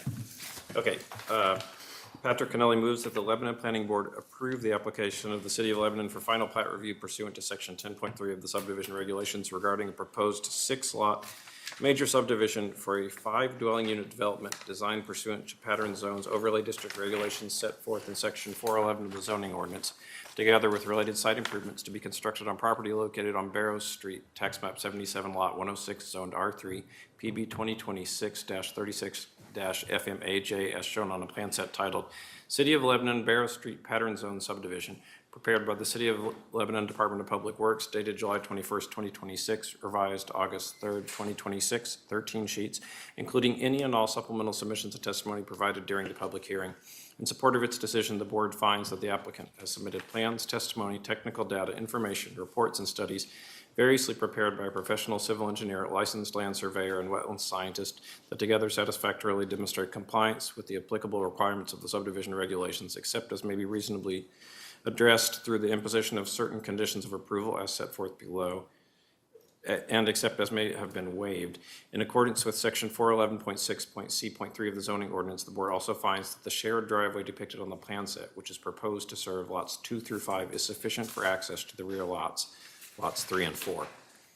The approval is subject to the conditions previously read into the record by Mr. Corwin, with the exception of numbers 14 and 15, which are struck, and the subsequent conditions renumbered accordingly. Thank you, Patrick. Do we have a second? Second? Andrew seconds. Show of hands in favor. Unanimous in favor. One more. Yep. Sir? I'll make a motion on the plat signing for the application of the City of Lebanon, PB 2026-36-FMAJ. Andrew Fonts moved that the Lebanon Planning Board authorize the chair to sign the plat titled Barrow Street Pattern Zone Subdivision Plan for City of Lebanon, included in the plan set titled City of Lebanon Barrow Street Pattern Zone Subdivision, prepared by the City of Lebanon Department of Public Works, dated July 21, 2026, revised August 3, 2026, as revised per the Planning Board's conditions of approval. No second. Max seconds. Show of hands in favor. Unanimous in favor. And that's, God bless America. that concludes item 2, section A. Thank you, gentlemen. Gentlemen. Thank you. Good luck. Have a good evening. Thank you. All right, next up on the list is study item 3A, review and adoption of the 2027 to 2032 capital improvement program. This is only the second time, I guess, I've been through this process. I know we've got a couple of the more, experienced board members going through this process, but for our newer members, and even just to reiterate for myself, Tim, and you can kind of correct me, what the intention is to essentially for this board to review the capital improvement programs list, ask any questions that we have on any projects, make any recommendations on that list on what could be on that list or what should be on that list, and those recommendations will ultimately go to the city council to do with that they will, and fund what can be funded. But this exercise is really just to say that we agree with the list, or we have some concerns with the list. Yes, that's generally correct, or generally accurate. Just very quickly, I stepped out of the room. Did you do the plat authorization motion? Did. Okay, thank you. So I have prepared remarks, which I generally read, and but They do provide important context for the discussion, and so if you don't mind, if I could, no, I appreciate that. get through those, and then we'll get into, we'll get into the presentation and discussion. So the capital improvement plan is adopted on an annual basis by the planning board for use by the city council in reviewing proposed budget expenditures relative to the capital needs of the community.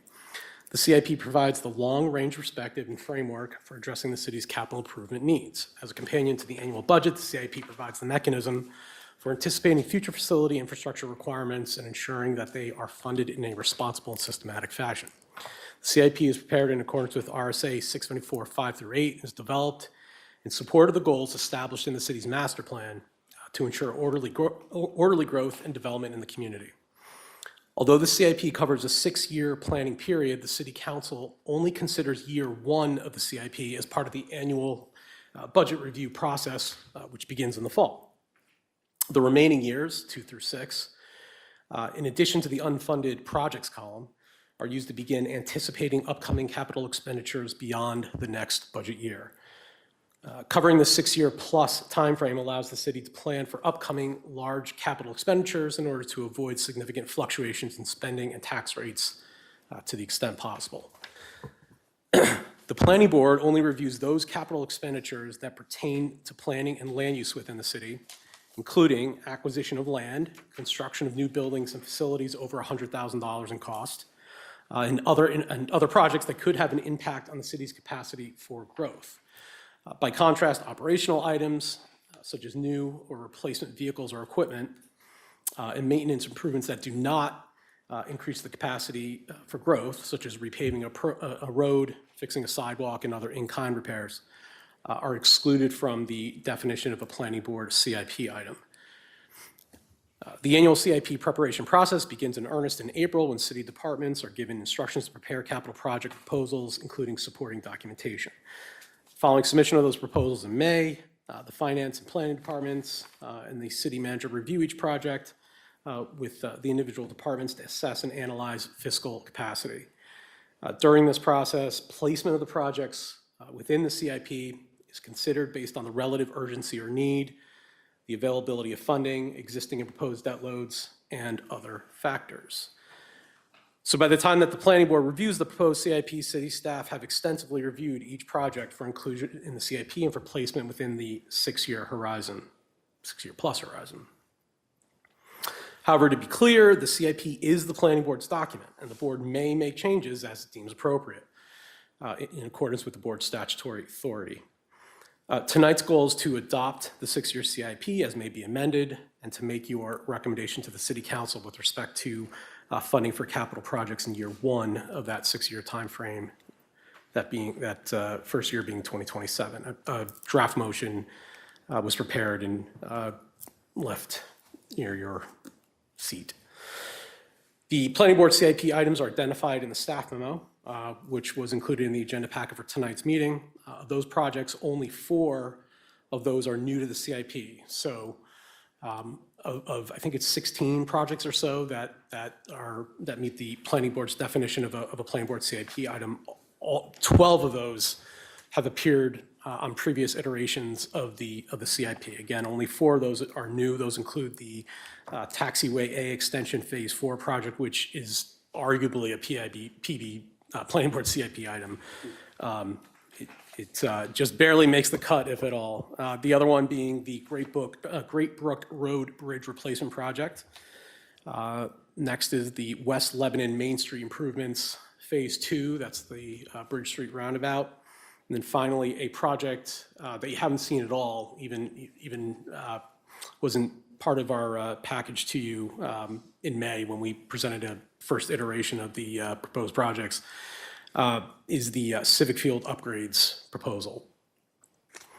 And so for tonight, I think, subject to discretion of the chair and the board, what I'd like to do is focus on the 4 new projects to the CIP and just give brief presentations on those.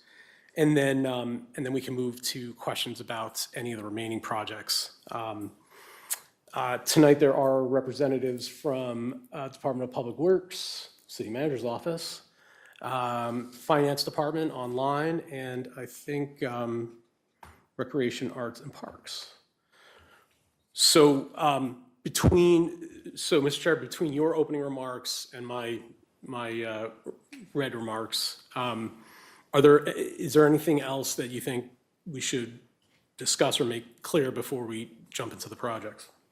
I think, I mean, just making clear that like, we're not funding these projects. Like, we are not, we're not saying like taxpayer money is gonna go into this or not. Like, this is up for the city council. We're just saying, as a planning body, we think this is something that should be on the plan for down the road. And if the council or the taxpayers agree to fund the project, or the funds come from the feds or the state or something, if money arrives for the project, we're saying it's okay to do it. We're not really, if I understand it, making a judgment call on whether it's, if there's an ROI or VOI on the project here. I think that's fair to say. The one example that I keep giving is if there's an example would be if there's a proposed project that is clearly inconsistent with a goal of the master plan in one way or the other, it would be appropriate for the planning board to sort of flag that and take action as needed. So you could either remove it from the CIP or just bring it to the attention of the council. But that's sort of an easy example of something that of a change or a comment that would be well within the purview of the planning board in preparing the CIP. Yeah, if we think fundamentally it's against the master plan, then yeah, we should make that recommendation. Yeah, exactly. All right. Any other questions from the board, or? Okay. Well, Tim, yeah, I think I should propose the process to discuss the new projects and get a presentation on those, and then see if there's any questions about the existing one. Makes a lot of sense. Okay, great. So the first project is the airport taxiway project. Airport Director Carl Gross is online with us to answer any questions. It's a relatively, this is the wrong, we're beyond that one. Hold on a second. Let's see. So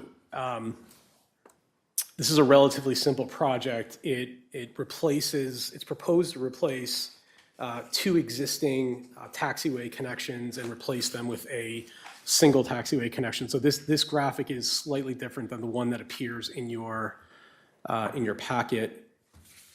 This is an overall plan of the airport, and it's oriented a little bit differently than the graphic in your packet. But essentially, all this project does is replace these two existing taxiway connections that are shown in green, and it replaces them with a single taxiway connection that is shown in yellow. And so the bottom line is that this will bring the airport configuration more in line with current FAA regulations.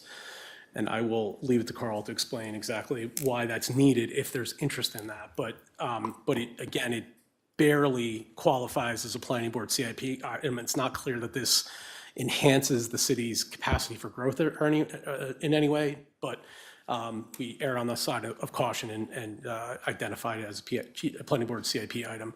One of the key considerations is, again, it's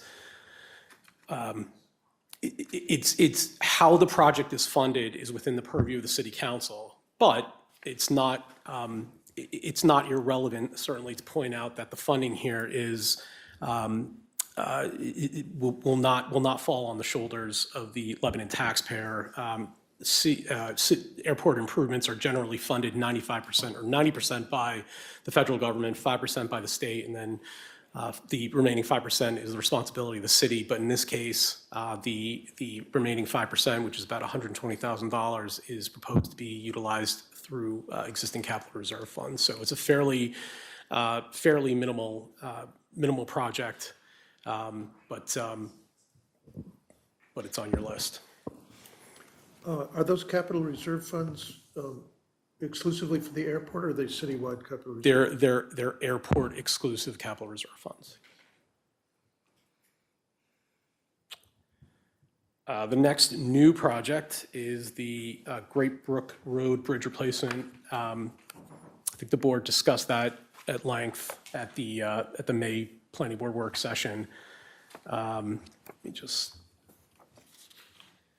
so just so we're oriented, the bridge in question is located about 350 feet. Did I lose my spot?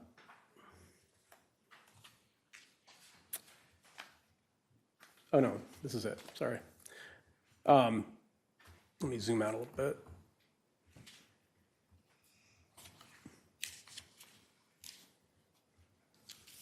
All right, so we see downtown Lebanon at the top of the screen, and then if we go south on Meriden Road, and we hit Great Brook Road to the west of Meriden Road.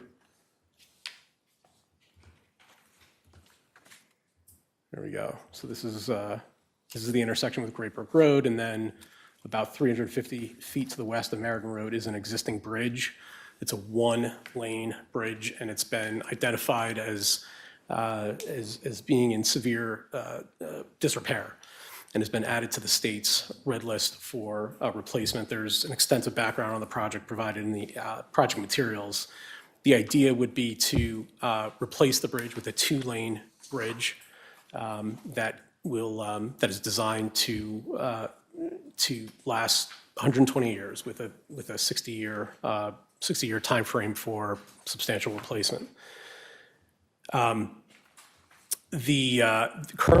there is no identified funding source for this project unless things have changed recently. And so that's why we have moved this project to the unfunded column for now. And so once a funding source is identified, we will propose to move that into the 6-year timeframe of the next iteration of the CIP. I think that's all I have on that one. Does like having that on that state red list, like give it kind of like a priority for state funds, or? Rod, can you speak to that? Yes, it has to. Can you, sorry, thank you.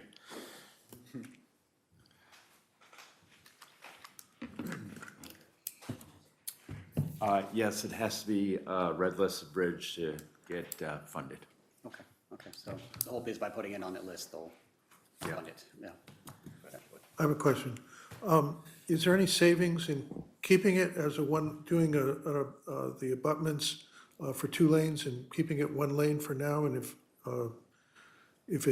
if growth happens out there, it can be extended to 2 lanes? Would there be any savings in doing that? There definitely would be savings to replace it with a 1-lane bridge, yeah. Yeah. Yeah. Well, city might consider that. Is that feasible, Rod? Is that permissible, I should say? It is, it's permissible. I mean, we got an existing 1-lane bridge there now, and it's working generally. A 2-lane bridge is preferred, but not absolutely necessary.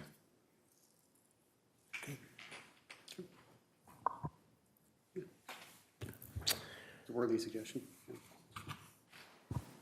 Can we advance that recommendation? How do we advance that recommendation to the city council? Yeah, I mean, what's the process for that, Tim? Just you know. Can I flag that just one and add say- one thing, if you don't mind?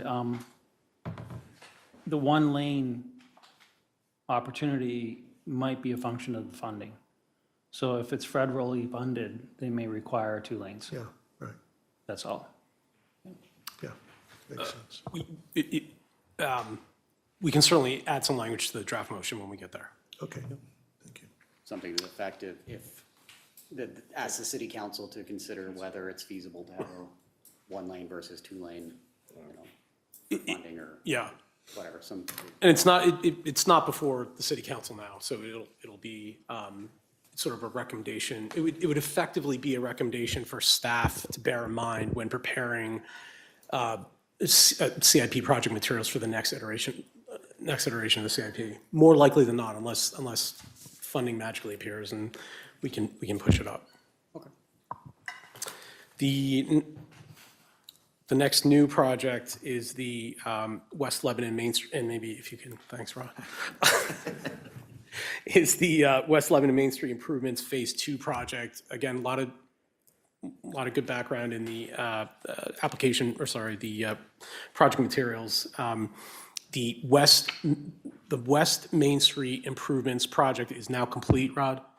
It is, well, we're gonna pave Tracy Street, Atwood, Church Street West, and the two Railroad Ave approaches by September 10th in anticipation of the block party on the 13th, 1 to 4. You're all invited. Our deadline. So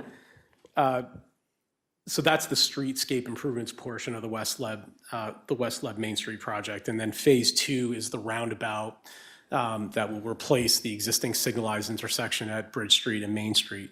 And the design of that project is included with your application materials. And so again, Rod, correct me if I'm wrong, but at the moment, this project, there is no specific funding source identified for this project as well at the moment. And so that is why it too, just like the Great Brook Bridge Replacement Project is currently located in our unfunded column. It's not slated for a particular year. And so our practice has been in the past couple of years to move projects to that unfunded column, recognize their importance, and that we want to fit them in, program them for the 6-year time frame. But unless we have funding identified, we feel it's prudent then to not include in the 6-year time frame, include it in the unfunded list of unfunded projects, but still remain part of the city's CIP as we prepare it. And so when funding sources are identified, hopefully soon, we will be able to program that project accordingly. Finally, is the Civic Field Upgrades Project. And I think Paul Coates, Director of Recreation, Arts, and Parks, is online. Paul, would you mind presenting this one? I want to give you the opportunity since this will be a first for everyone. Happy to. Thank you, Tim. There's a few background issues that are necessitating moving this project into the CIP kind of late at the stage, mainly from lessons that we learned during the consideration of the daycare center moving onto this property. There's a federal funding source called the LWCF that this park was built with originally back in the 70s. It does include some lot line miscalculations from the original grant from the 70s that are just not accurate. And one of the only mechanisms to correct that fallacy is to open up a new project. And as it happens, there's plenty of improvements that we can do at this park to open up a new project. But a project is a minimum of $300,000. We've been making some improvements to this park already, notably the new playground that exists where the old playground used to be, which is just up from the tennis courts section near the maintenance garage. And of course, the maintenance garage is only about 7 years old itself. So our plan here is to do a couple extra things around the playground that relate to just making that a complete space, namely a fence that goes around there. We've been hearing that from a lot of families that want to be able to bring their kids, especially those who have deferring abilities, that they could be contained within the playground without parents worried about them wandering off.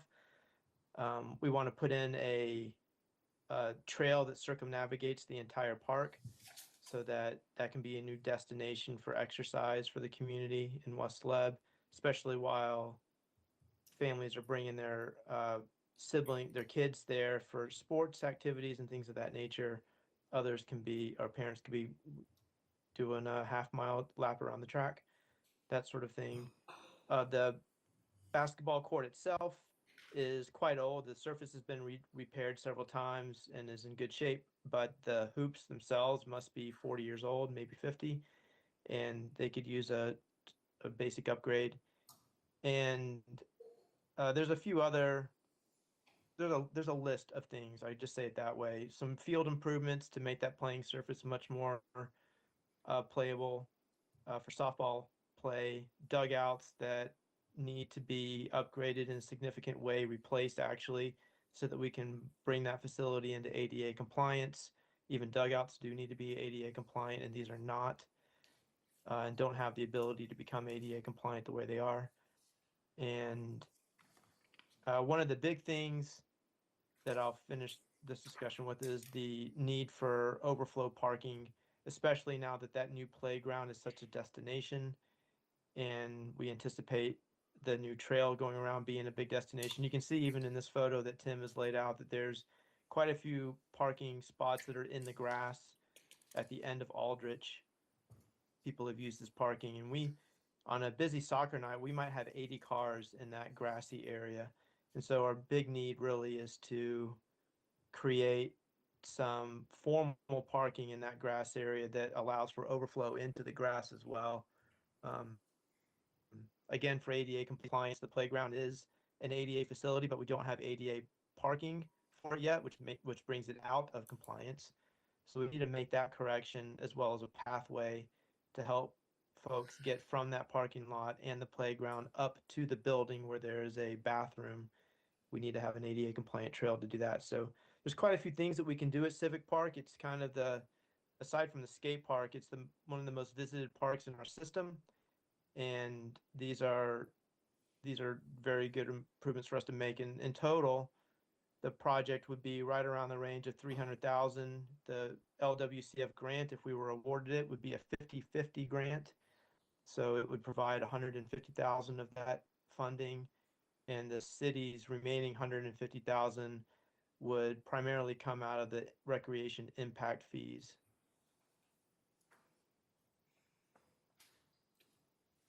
Thanks, Paul. My pleasure. Any questions for Paul? Thanks, Paul. I just have one question. What's the likelihood of getting the LWCF funding? Yes, thank you. Very good question. I believe our project would score high on their rating scale, but typically in nationwide, it all depends on how much the administration is willing to fund LWCFs at all. There's been a long trend of funding being adequate so that projects do get to be funded on a given year. So we've had projects that are that would score lower than this that have been funded. So I think the possibilities are quite high. But we won't know until we actually put together an application and see what we're up against. It is a competitive grant. There's only so much funding in a given year, and we have no way of knowing currently what other projects around the state would be applying for the same funding. Sure. Thank you. One more question. Do you have a plan to fund if you do not get that grant? No, I do not think we would move forward without that grant. Okay. Thank you. That's it for me. Thanks, Max. That was our last new one, right, Tim? Yes. Okay. So then I guess that brings us to the existing list. And if anybody had any questions or concerns on the existing list that they'd like staff to address. I had questions about the water supply issue.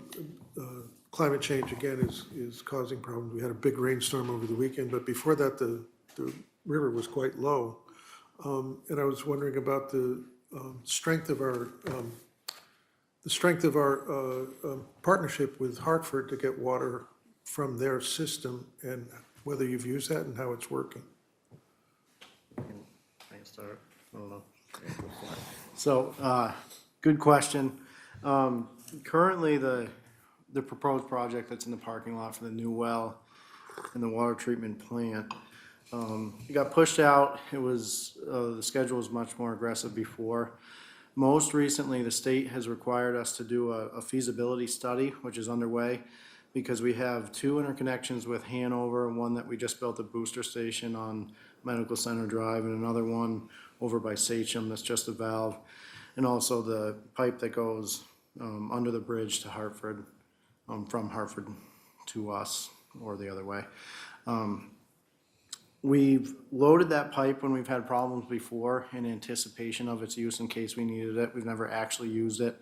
There are some questions with the chemistry of the water compatibility because we use some different treatment techniques that they don't. So to actually get water from Hartford, we'd probably have to do a small treatment system to get it into our system, but we don't have the same problem with Hanover. So the interconnection that Rod just built, it's about 500 gallons a minute. It's almost exactly 500 gallons a minute. We tested it recently. No issues with compatibility of water, but the rest of the study is going to determine if we can use Hartford's water, how much it would be under existing conditions, what would need to be done to potentially treat that water beyond its current treatment to be compatible with ours, and then same with the interconnection at Sachem, just existing conditions, how much water could come through that. We already know what could happen on Medical Center Drive. Phase 2 of that study, if we get that far, would be what type of upgrades. Well, we need to determine the capacity we could potentially get with existing conditions. And if that doesn't meet our average day demand right now, what type of upgrades would we need to meet that demand? And then a third phase would be, what will it take to meet our peak day demand? So right now, we're just looking at, is it more feasible to do the interconnections up to peak day demand, or is it more feasible to do the well if we need a redundant water system or secondary source? The state did find in our sanitary survey, because of the drought and the problems we had last year, they found a deficiency in our need to develop a backup supply. And then we said, okay, well, the well as currently proposed with the treatment system is over $15 million. Could we look at the interconnects? And they agreed that we need to do the feasibility study first. So we know we can get water from 3 different interconnections, 2 with Hanover and 1 with Hartford, but we don't know the total volume because the only interconnection that's been tested any time recently is the new booster station we just built. So definitely the potential's there, but to what available like gallons per minute or average day draw we could get, we don't know at this time. So we're working on that right now. So if next week something happened to our water supply coming from the Mascoma River, would we be able to use the Hanover system to supply all our needs? Not all of them. We would have to do heavy water conservation. I mean, if the river dried up and was gone, or there was some major contamination event that forced us to shut down the plant. The only volume that we know for sure right now is the 500 gallons per minute, which is well short of our average day right now. So it would be a heavy publicized, we have this major event going on, we need to conserve every drop of water possible. It would be an issue. Not a situation that many others aren't also in. It's not specific to Lebanon that we don't have those answers, but it's relatively common to rely on a sole source. You as a professional, would you move this project closer to on our horizon, or are you okay with it going past 2032? It's going to depend on what the feasibility study finds. It's possible, I think highly unlikely, and certainly step in here, Rod, if you want to, that we have enough to meet our average daily demand, and that'll satisfy the new requirement from the state for a backup supply. So in that case, we would need to do nothing. I think it's going to be found, I know it's going to be found that some additional treatment needs to be done with Hartford's water, and I don't think the other connection in Sachem is going to be substantial enough to meet our average daily demand. Plus, both of those systems, there's 4 different pressure zones, and none of them are in the main system we have now.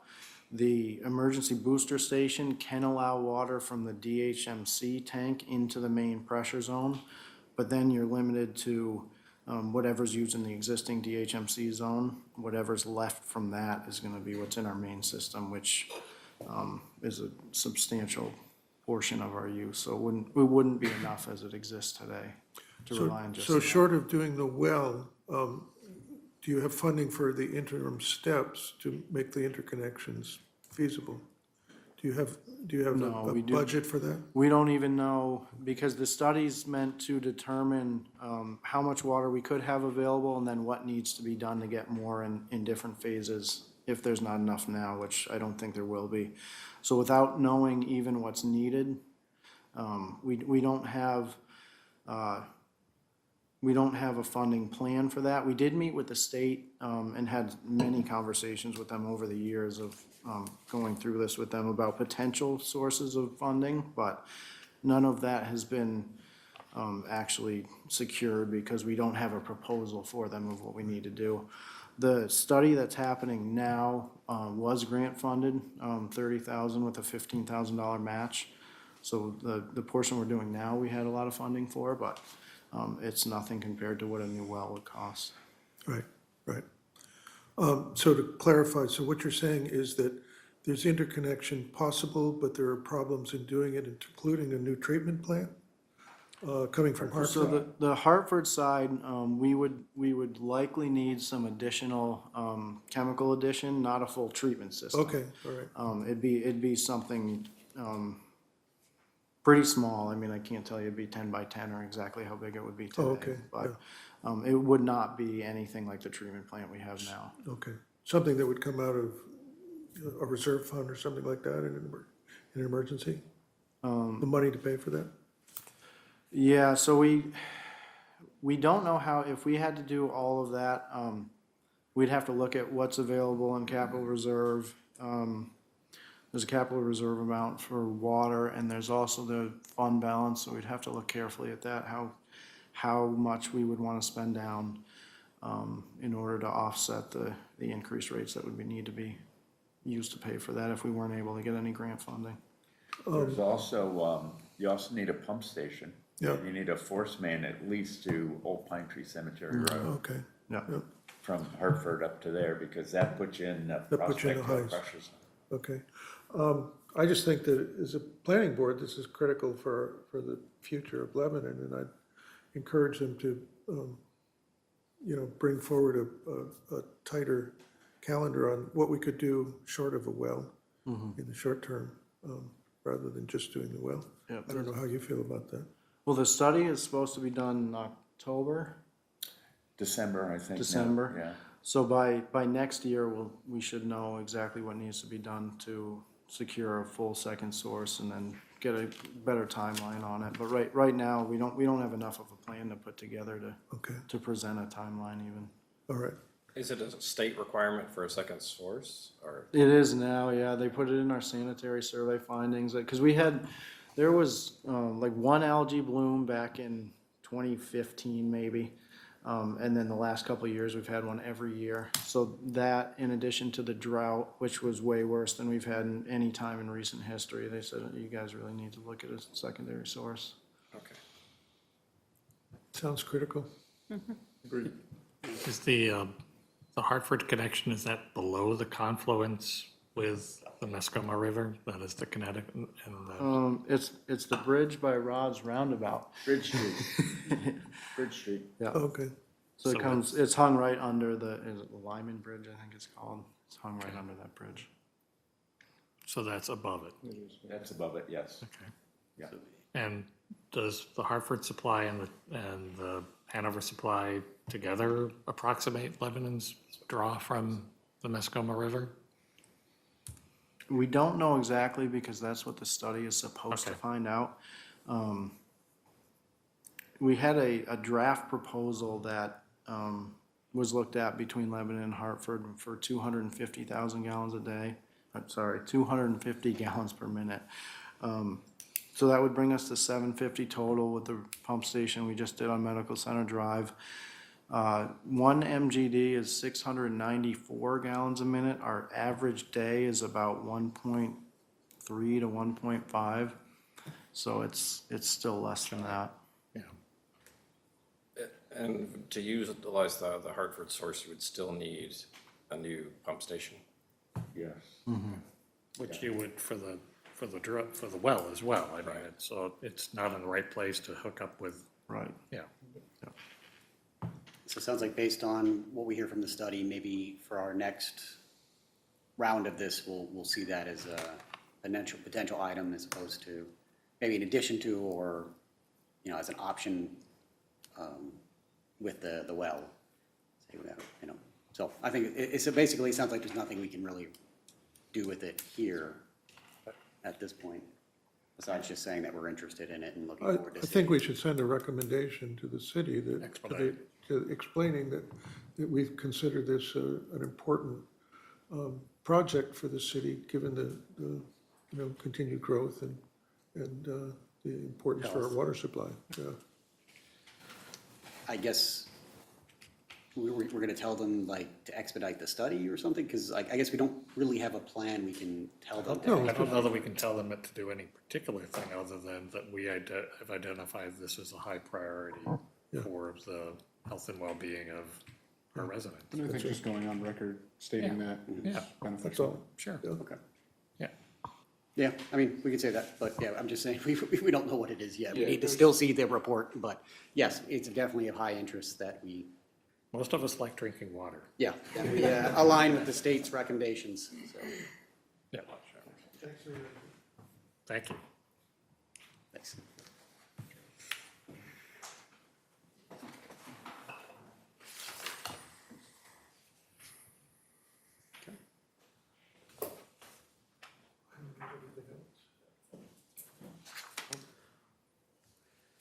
So we have a draft. Yeah, it sounds like we need some additions to the draft, which was, I did add some language for the Great Brook Road.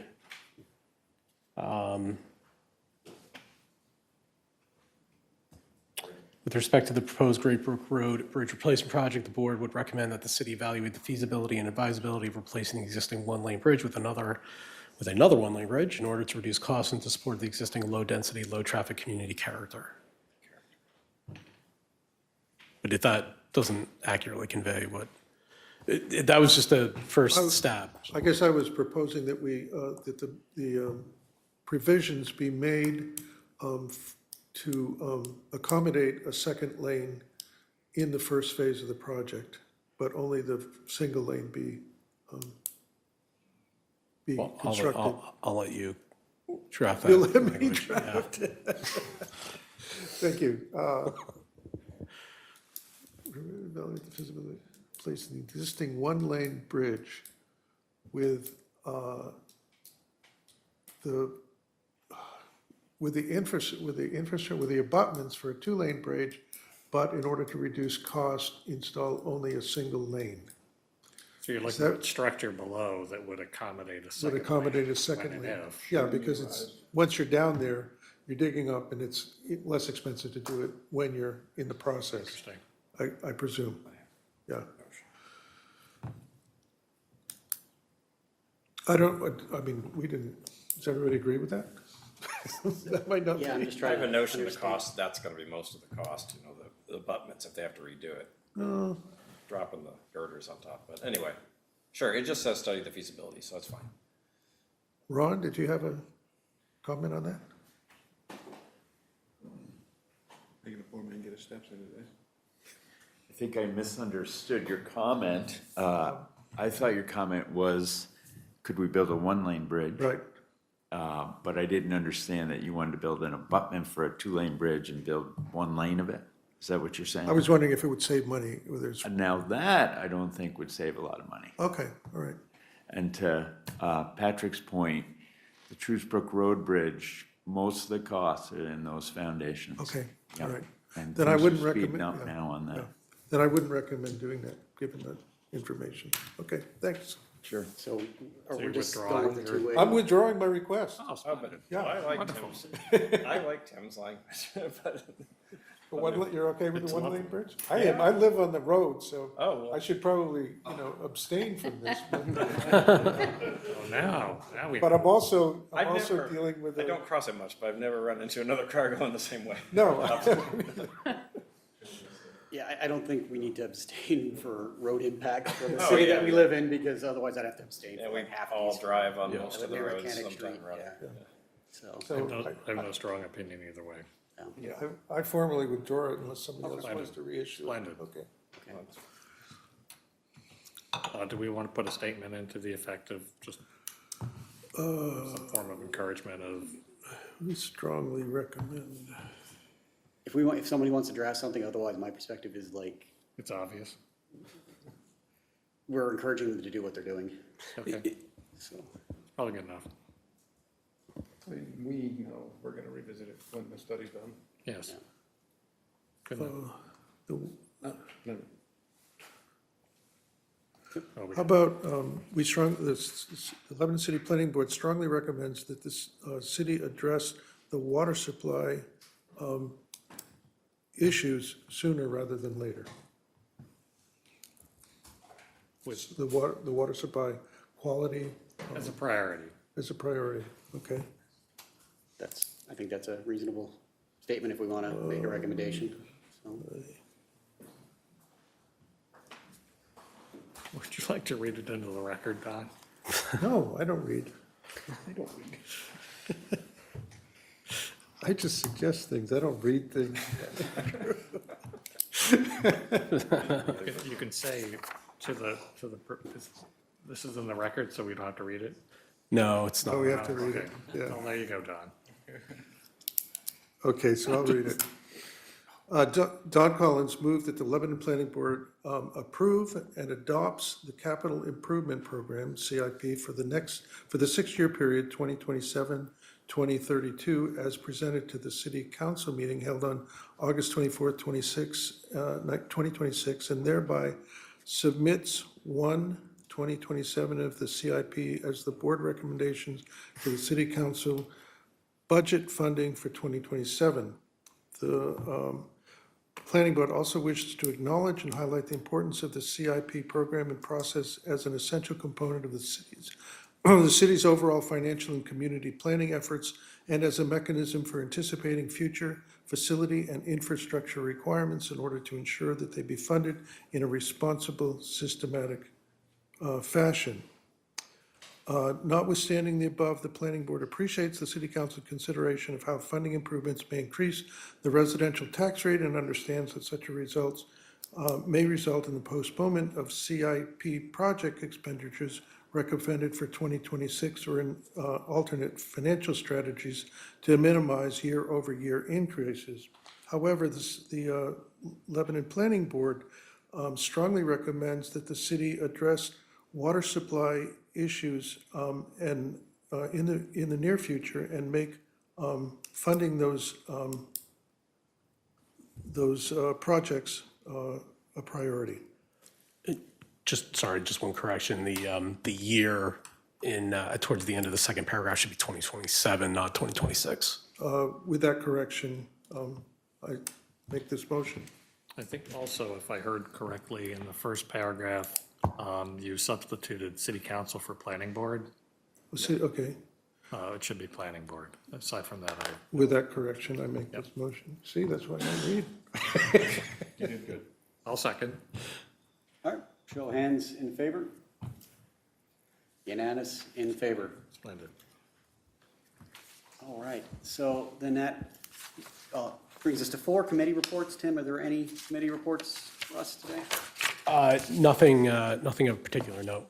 Okay, all right, then moving on down to our other business items, 5A, Master Plan Housing Chapter Update. Discussion and possible adoption of proposed changes to the Lebanon Housing Chapter of the Master Plan following public hearing held on June 22nd, 2026. You'd like to join us, sir? You've been really patient. I forgot why I was here, Don.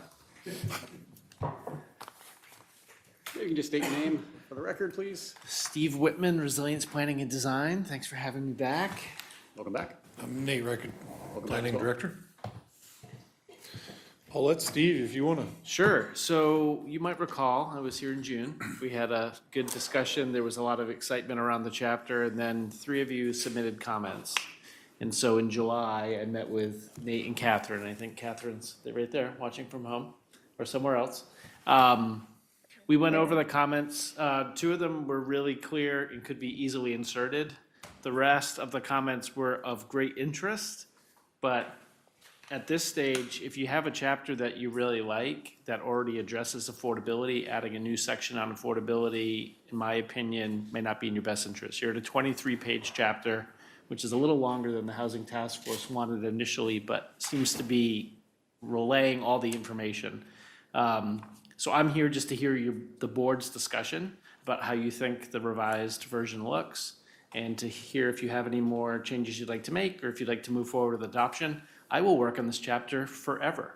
As long as you want to work on it, I will keep coming. But that may not be what Nate would advise, so I don't know if you have anything you want to add.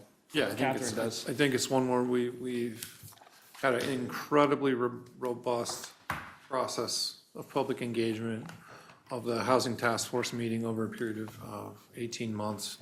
It's a lot of public thought and input that's gone into this document. It's not just something that Steve and I whipped up out of nothing. It is really a reflection of the will of the community. And there is a lot of amazing changes that we're going to be needing to work on as a consequence of this document. So I think it's one where we're at a time where we can support it. That's what we would ask this evening. We'll also want to take it to City Council and have them know that this exists. But it's also just one document in a long process of constantly updating our plans so that we're resilient and that we are meeting the needs of what the people of Lebanon need and want as a community. I think this chapter really does reflect. I always have my favorite quote is, we need to get beyond those 35 people that are always in the tempest in the teapot, and we need to communicate with the public, and we certainly have in this case. I don't have a copy of the revised plan. It's in the agenda packet, but I was gonna ask just for our benefit, like, is there like a list of revisions or anything like that you could go through? There's two, I can go over them, yeah. So on page 18, we added a reference to the Barrow Street development project that was discussed tonight and other efforts the city is making. And I can give you the context of that. I have a digital copy with me here. So page 18 is issue number 6, barriers to housing access and development. And at the end of the first paragraph, we added, the city's planned Barrow Street development is an opportunity to better understand these barriers while creating needed housing units. So the issue 6, the barriers are presented as a variety of barriers continue to limit both access to housing and the production of new units. And for many households, competition for units, eligibility requirements, and financial constraints restrict their access to available housing. So one of the comments that came in from board members was to add a reference that the city's actually trying to do this and learn from it. The other comment was one that I believe you shared, Wes, when we met last time, which was is page 27, action 1.3. It was the addition of and vacant municipal properties. So there were a series of different types of development opportunities we identified, but vacant municipal properties was not one. And so it was a very easy, clear edit to make. Okay, thank you. Yeah. Any concerns with those additions? Any additions that we'd like to see outside of that, or suggestions that we'd like to give beyond? Like I said, I haven't read it, so it's really hard for me to make a decision because it wasn't included in my package that I picked up. And so I have no idea what Yeah, I think. I can't make a decision on it because I guess haven't kinda- read it, and I would hope that you would respect that. Well, I think the statement was just made that we did have it previously. This was for the June 22nd public hearing, so outside of those two changes, it sounds like it's the remained same. exactly the same, except for just the additions that were just read. Yeah, and if that was the case, I wouldn't support it.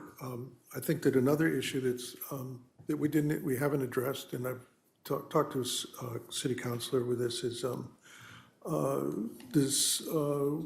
there are elderly people who are in housing, they're changing.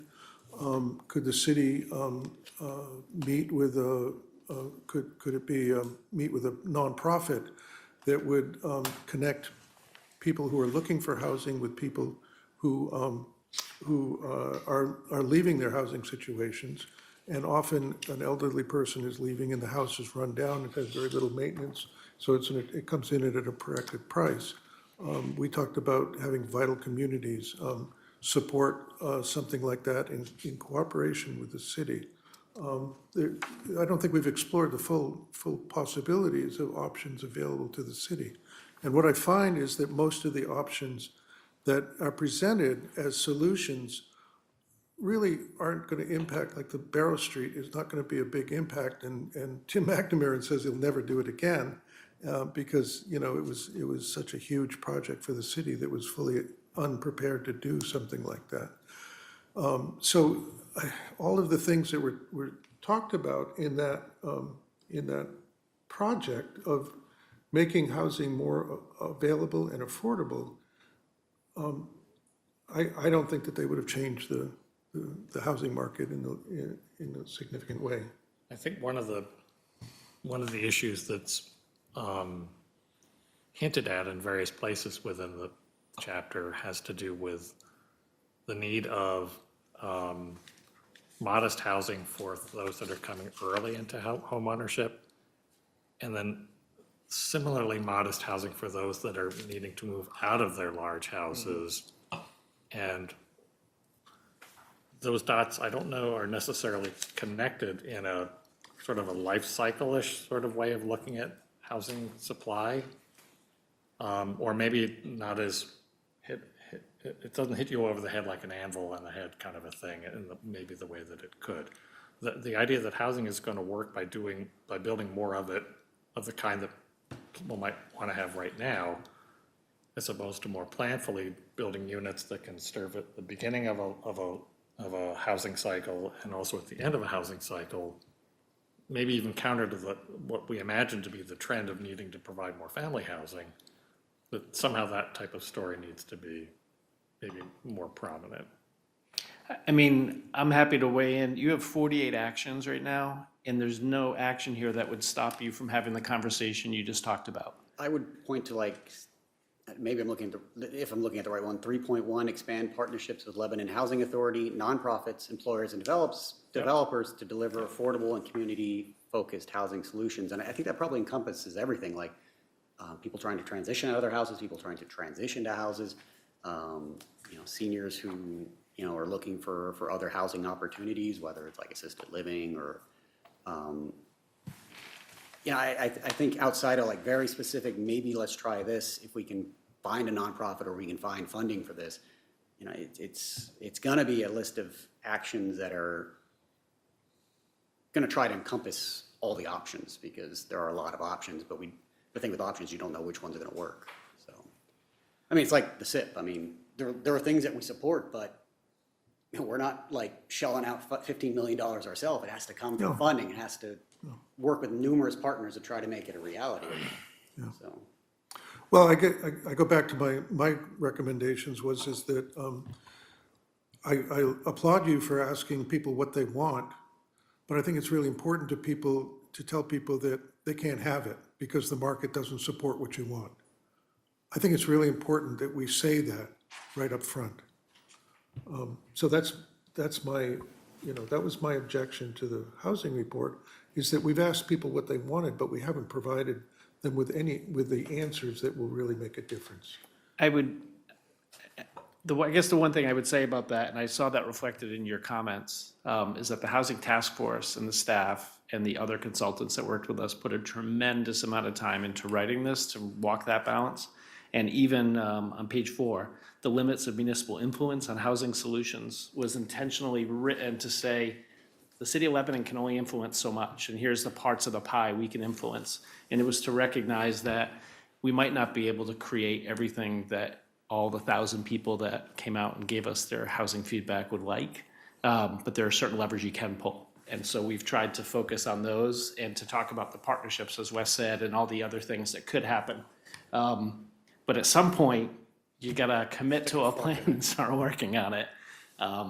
Yeah, that reminds me that the business end of this is the strategic plan that follows it. That's when the staff, as influenced by council, which is in turn influenced by any number of boards and committees, say, what levers do we want to pull? What things where do we want to put the city's energies? And that could be in the sorts of places you're talking about. That is, we want to develop these very particular partnerships, or we want to engage them differently in order to achieve these types of outcomes. And that's the business end of it.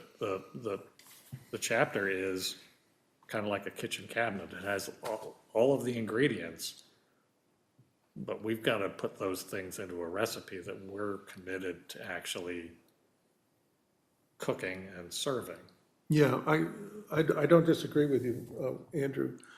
I guess my concern here, and as I come in late, I mean, this has been going on well before I gained a position on the planning board. My concern here is that change will come when people are made aware of the conditions that we're experiencing. If people aren't aware of what's going on and the structure of the market that keeps people out of housing, then all of the plans that we put in there of things we'd like keeps us not closer to new housing, but farther away from new housing, because the very structure that we live in prevents us from creating housing that's affordable. And this housing plan does not address that. And I think it should address that. That was the basis of my recommendations, is that right up front we say the structure of the market prevents us from getting the housing that these people want. And that's not addressed. I would agree that no city, especially a city the size of ours, can undo capitalism in this country. But there are examples in this city, the Barrow Street one being, the one we just voted the other day on Spencer Street Mews, is examples though of the city using city resources and relationships with developers, private and profit and nonprofit, to provide that housing that we're saying that we don't think we can do. I mean, the point of Spencer Street is to provide affordable housing. It's providing affordable housing, assuming it gets built. So I mean, it is possible. And my point is, it is possible for the city to follow through on these suggestions. And maybe it's general, but that's specific. We took a general goal and made it into a specific, hopeful, evaluation that we all approved. It's something that hopefully will come to realization. We're doing it. We've done it as board. We have voted for the things that we're saying the market can't do, so the city did it. Yeah, the only other thing I'd add to what you're saying, Wes, is in the implementation matrix, section 7, there are 8 actions related to continuing to educate and make people aware of what's going on. We did the best we could in this effort, the outreach and engagement.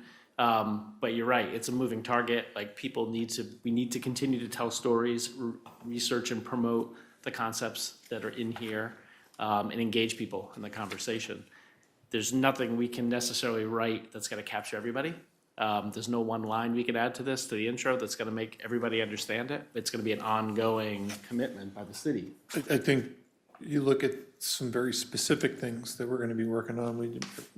Rebecca Owens is currently finalizing a mini grant opportunity from HOP to extend community dialogue around pattern zoning and talk about that, to do what we call the marketing plan, to talk about the plan sets that have been approved by the Heritage Commission, but also to educate people about what's possible in their backyard, to bring awareness to this new program that's available to them.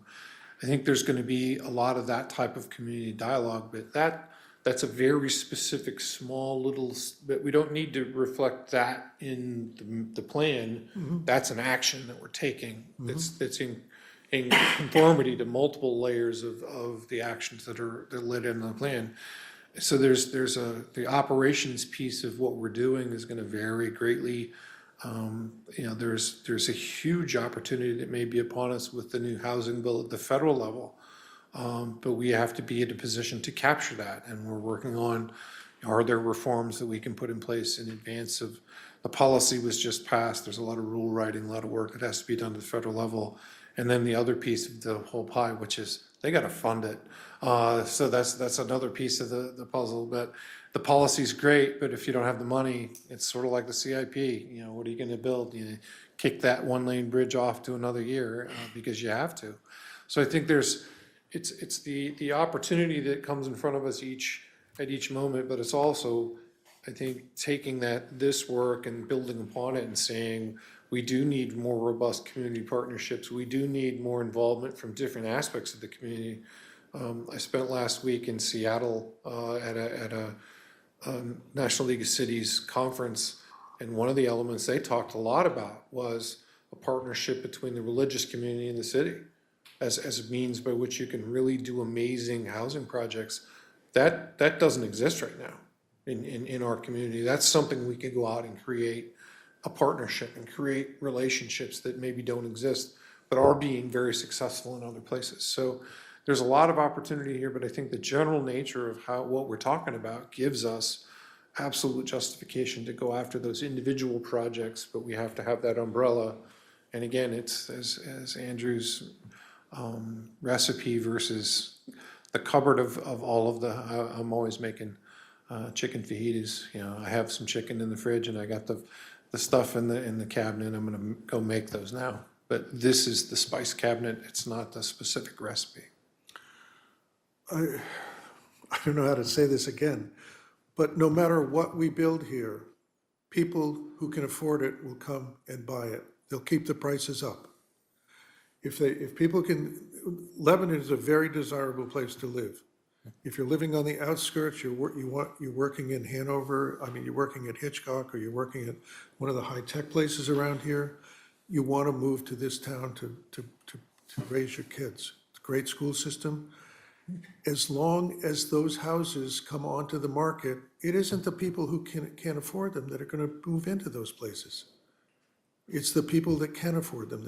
The average price in this town is what, $550,000 or something like that? Statewide, they came out last week and said statewide number is now 585,000. 585,000.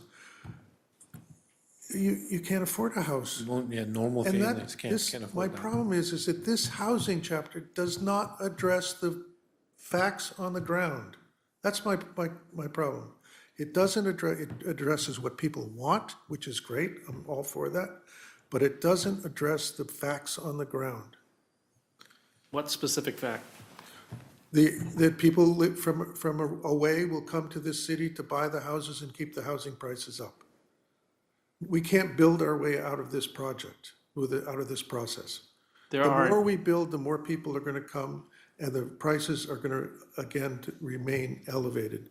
We're a town with very little developable land left. Most of it's been developed. I don't know who you're going to get to build in this town. If you buy a house for $500,000 or $600,000 or $700,000, you're not going to want somebody living in your backyard. So it's accessory dwelling units are going to be a hard sell here.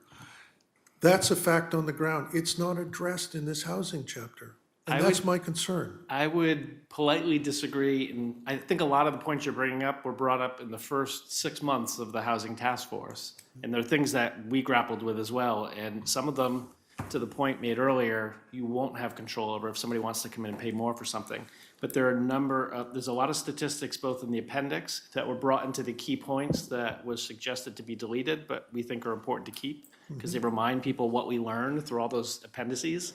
And then there are a number of actions specifically to how do you create affordable housing and deed restrict it? How do you create affordable housing and regulate it in other ways? There's a lot of tools in this spice rack There you go. that get at that, but you're right, there's no one magic bullet, and it's not necessarily just because you adopt this, all those problems go away. I totally agree with you. But I would say don't let it stop you from moving forward and working on the housing issue, because you have a lot of folks that have been engaged in this who I think are ready. That's all. I think another big piece of this is that, you know, it clearly calls for substantial policy reforms in the form of planning and zoning regulations to allow for more housing to be developed. Again, the city has to look at what's possible from the city's perspective. Market forces within our community are difficult for the city to control. And while we get labeled with having to control them, the reality of it is the market is the market. And we have to, and we clearly articulate that within the plan. It is things like, there is actually a lot of land that you could build on.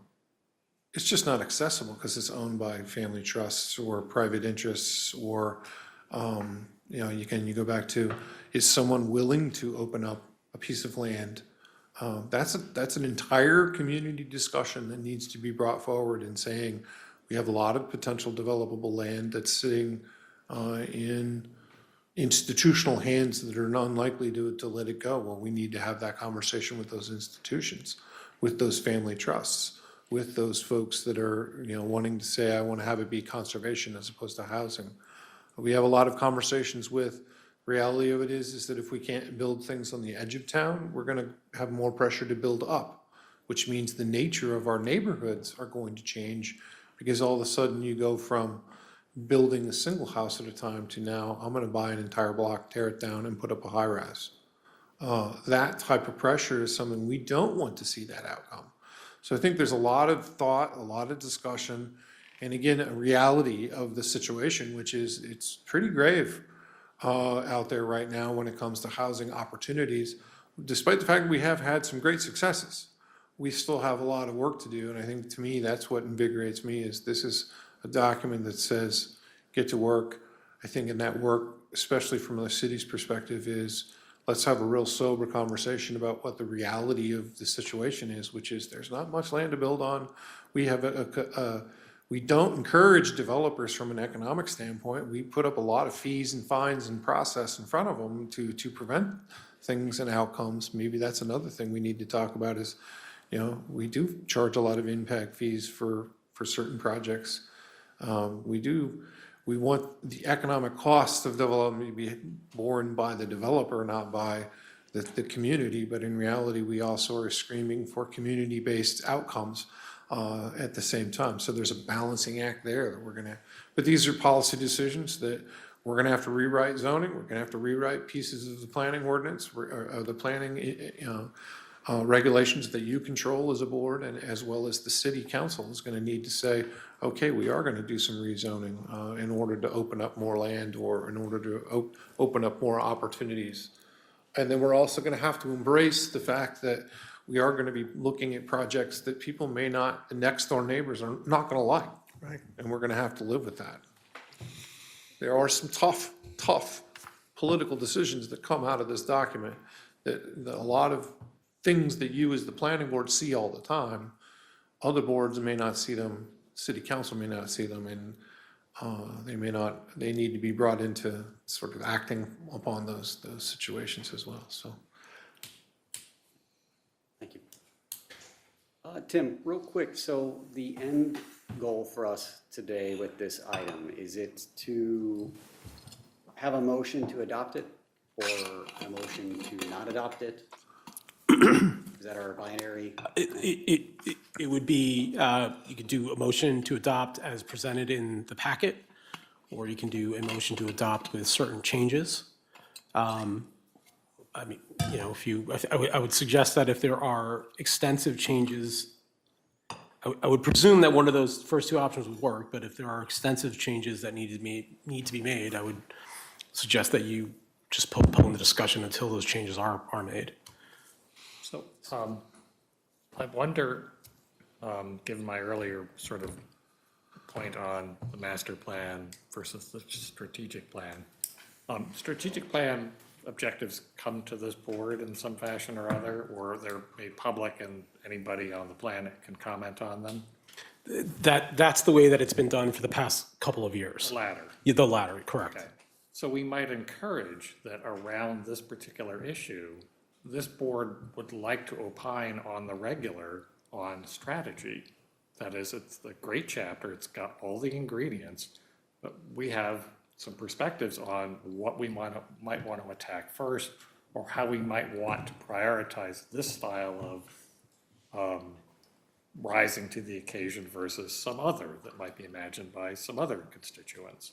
And that might perhaps put Don and other folks that have very particular that have perspectives on and have very particular ideas for how it is that the energy of the city should be directed can continue to have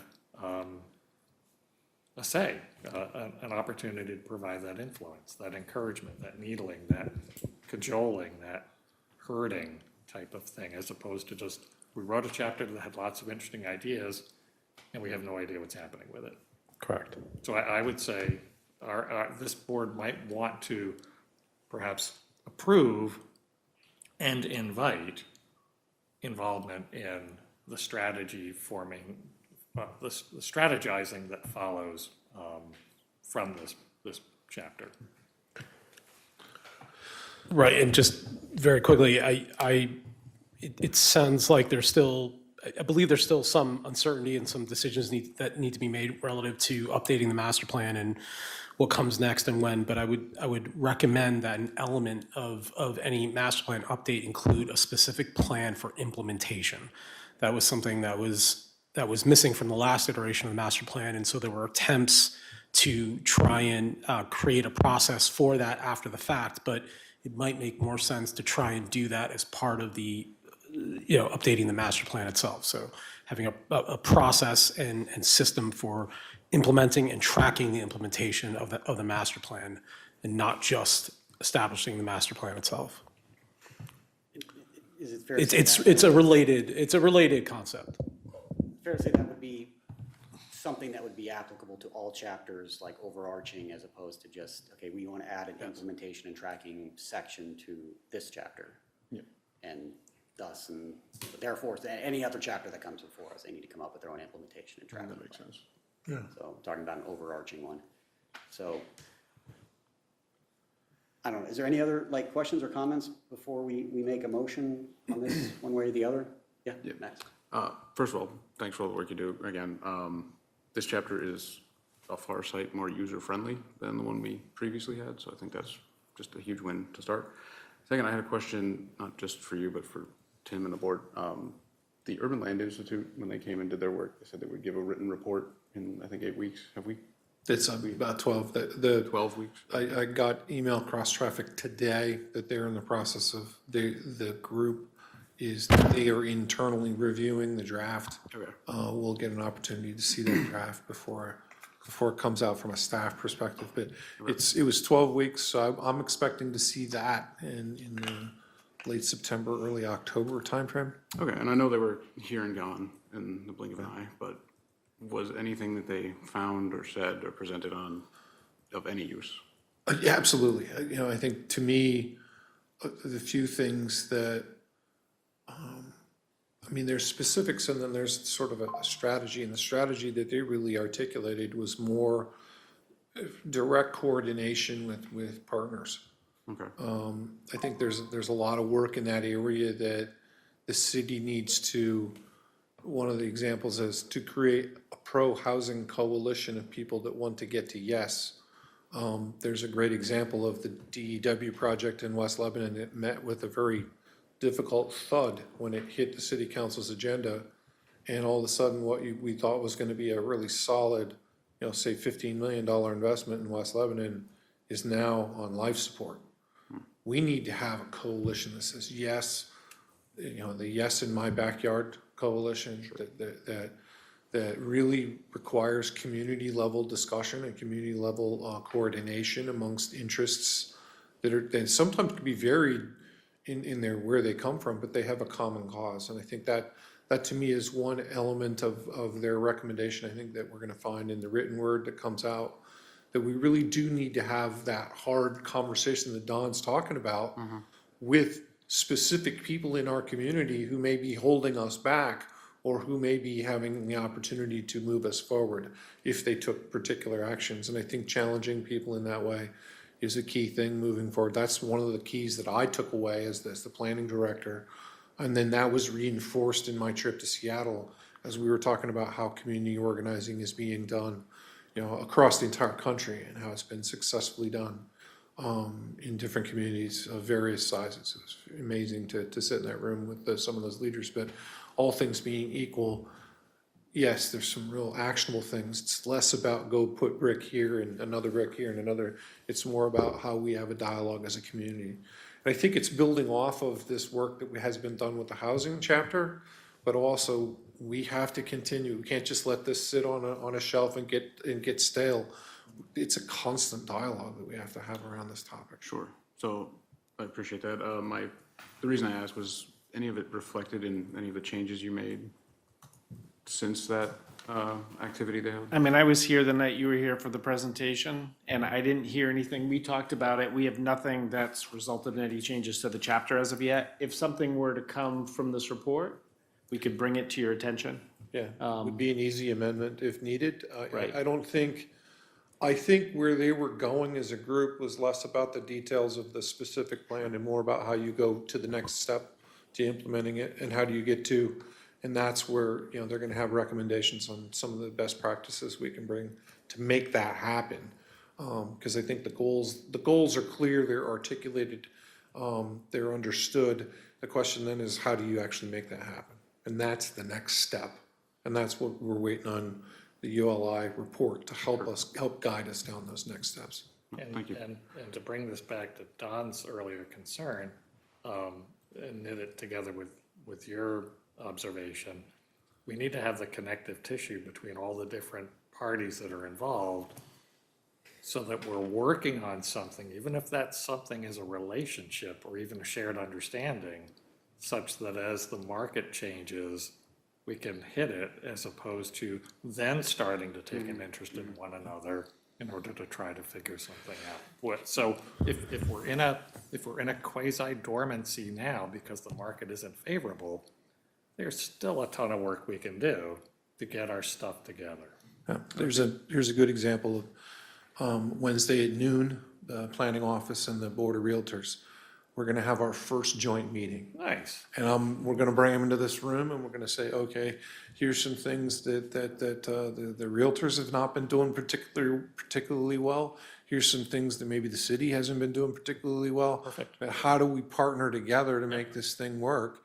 Yep. And we create a dialogue and a relationship that rather than being antagonistic, which is kind of how it is Or now. just being unaware. Yeah, or either it's ignorance or it's antagonistic at best, but let's break that down and turn it into a partnership so we can really work together and not only help realtors do a better job, but also help empower customers who are purchasing and selling real estate to know exactly what they're doing. I've said since I bought my house in 2023, that the nuclear core of risk is exposed to the atmosphere in this market right now, and that's something that we need to have a community dialogue around. We're gonna start that on Wednesday with the realtors. That's just one element of that big housing coalition that we can bring together to try to maybe heal some wounds, maybe create some bridges that didn't exist in the past, but thinking a little bit out of the box is always a good thing. We're gonna invite the builders to do a similar thing. We're gonna invite institutional parties to come to the table. We're gonna invite a lot of those folks that are kind of articulated in that group, but also I think our ULI folks are gonna help guide us a little bit too, to have some more community conversations that are right now not happening. Yeah, I hope you can also invite renters and. Absolutely. To And come that, and I think of all because of the. that is the constituency Yeah. we're looking for. And that, I think of anything, that group's voice comes through in the plan more than anyone else's, because we were able to have, and having been privileged to sit in some of those small groups, I know Steve sat in a few of them as well, the stories that we were hearing about the difference between your point of view if you are someone who owns your home and someone who rents your home are night and day, because it's a question of who has power and who doesn't have power. And those people that are renting right now, that it was unquestioned that they feel absolutely powerless in this market, and that's not a great place to feel, not a great place to be. I'm going to vote against this if we vote tonight. And the reason I'm going to vote for it again is because I feel like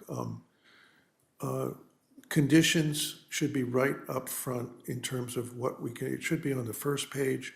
The market should be addressed in the first paragraph of this thing. And then from there, I would go ahead and and talk about those things that you talked about, is that these are the places that we can make changes. But within those changes, there are going to be limitations that have to do with the market. That's my main concern with this, that it's not right up front. It's not on the first page. It's not on the opening paragraph that acknowledges the conditions as they exist. And that's where they should be, right on the front. The conditions as the world exists right now, or Lebanon exists, should be right on the front page. And it should be crystal clear. That's the only reason I'm going to vote against accepting this as it is tonight. And everybody else I leave to their. No, thank you for perspective, Don. But I think, appreciate you ripping off the Band-Aid. Let's go ahead and do our vote. So does somebody want to make a motion one way or the other?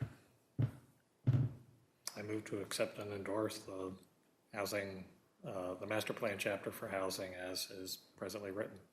Wes will second. Show of hands in favor. All right, so we have 5 hands in favor, 1 against. That was Don Collins for against. So. But before, Mr. Chair, if you can, before we move on, I prepared what I'm going to call a placeholder, and some of Steve's work is in here as well. The planning subcommittee has been working on sort of what are we going to do with the next steps for master plan and understanding that. So as part of my budget request, made a budget, and we discussed this with the manager's office.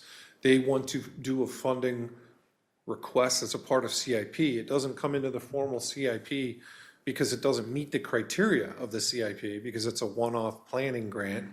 So Tim sort of advised me to steer away from this earlier in the evening, but I want to share with you a draft copy of what I'm going to call a plug, what in the old days we would call a work in progress. It's really going to be driven by the subcommittee of the planning board and making a formal request for a specific ask to city council as a part of the budget cycle this fall. As that meeting or as that group continues to meet, they're going to define the scope of what they want to look at. They're going to get an RFP. We have some draft language there that's being worked on. It's not reflected in this. This is just, it's written in the form of a CIP request. It is a placeholder only for what I would call the full Monty. We're going to do the whole plan, which means in effect we're going to immediately would be stepping into rewriting the housing chapter. But in the end, that would not be a bad thing to have that. We have the fact that we have the housing chapter written actually feeds into the next steps of the master plan in a very positive way. So I wanted to share this with you just simply as a point of information. I'm including this as a part of our request to the city manager's office as a part of the budget discussion this fall. There is more work that the subcommittee is going to be doing. I think we have a meeting tomorrow, but I'll share this with you guys tonight. But it's asking for a fairly large number of 225, I think is what we settled on asking for earlier today. There's 2 quotes, one from Steve's group and one from VHB. They are a guidepost, but this is not, because we don't have the RFP, the scope precisely defined. These proposals are, I would take them as a good document to begin with, but not something that we would, until we go through a full RFP request and we identify a scope and we go through a whole process, we're not going to have a more solid number. It's basically somewhere between 175 and 225 is where we're at with the numbers. And we have 2 quotes or 2 sort of proposals, and that I would ask you all to read, but also challenge the subcommittee as we meet to focus this document as we move forward with the budget process, because the 2 things have to happen concurrently for us to be successful if we're going to step into rewriting other chapters of the master plan. So I'm going to pass that out for your reading pleasure.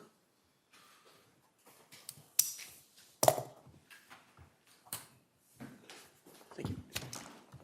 And we'll have a test on this tomorrow as a subcommittee. It'll be both oral and we'll Burn the midnight oil. Still trying to get through the westerly. Yeah, Don borrowed my westerly master plan version, so he's been working on the version of the the big plan from Rhode Island. The only thing I permanently borrowed from the city of Rhode Island, or the city of Westlake. With that, I thank you guys for, if there's anything else you need me for, if not. Tomorrow. See you tomorrow. Thank you, gentlemen. All right, so still got 10 minutes before we have to do the customary extension. Unless there's anybody got any concerns, I'd say we keep going until we finish, because I know there's stuff that we punted from weeks past. We probably don't want to see them again. I hope we can get through everything before 10 o'clock. Not a whole lot left. We got the River Park development, which is 5B, the notice of action. We need to decide if we accept that letter or not, it sounds like, or we do nothing.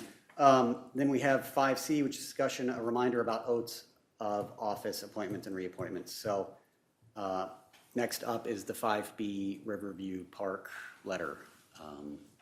Can I take an early whack at this? You go right ahead. You my guest. So I was the one that raised the concern or the wonder about what it would look like if a developer has an existing site plan agreement with the city, is in a present extension period within which there is a reporting requirement as to work being done to advance the construction of that phase within that time window. When that time window is perhaps potentially interrupted with the transfer of that property to a new owner who might rightly be thinking that he is purchasing not only the land but also the rights and privileges of that current agreement and holding those same obligations.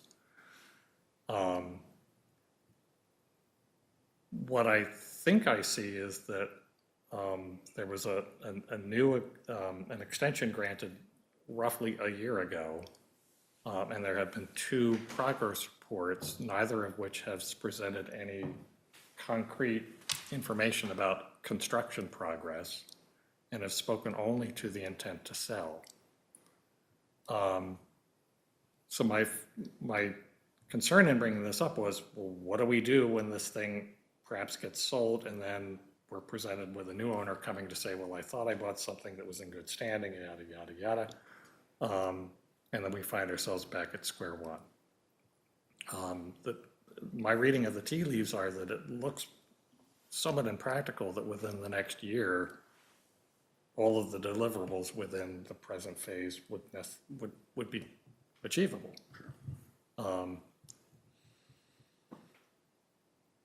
So I was thinking, well, should we say something, do something, in some way take some responsibility for this? And then later in the evening, I sort of withdrew and I said, well, actually, no, we have received progress reports. The developer's doing the thing that we've asked him to do.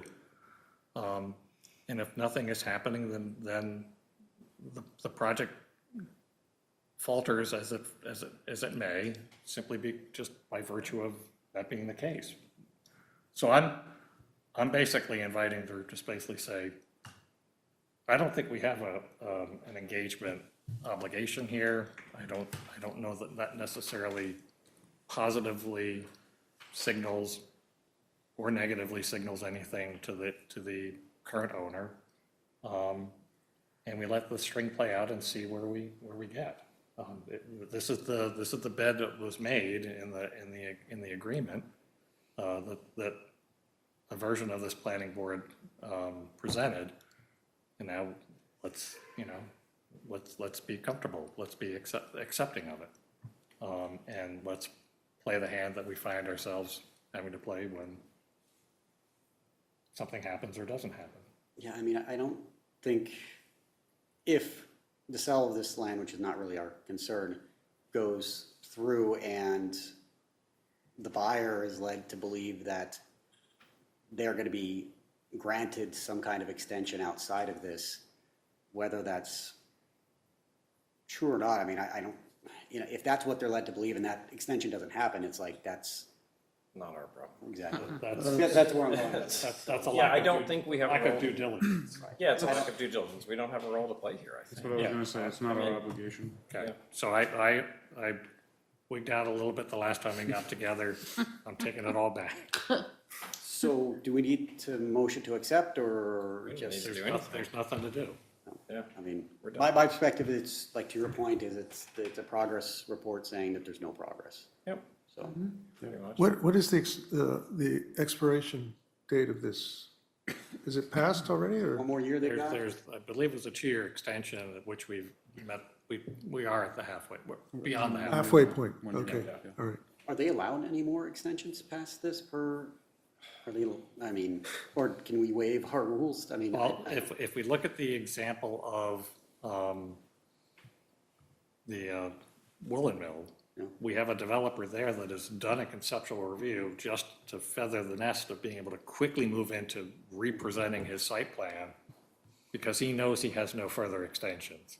Yeah, That is, I think, the world that we should probably be cultivating and living within. in other words, agree. we have a rule and we Why not actually now? follow it. Yeah. So that I think was part of the epiphany. We saw playing out in real time how it's supposed to work. so they, So up until, the developer has until August of next year to exercise substantial development? To complete the site improvements for phases 1 and 1A. Okay, all right, all right.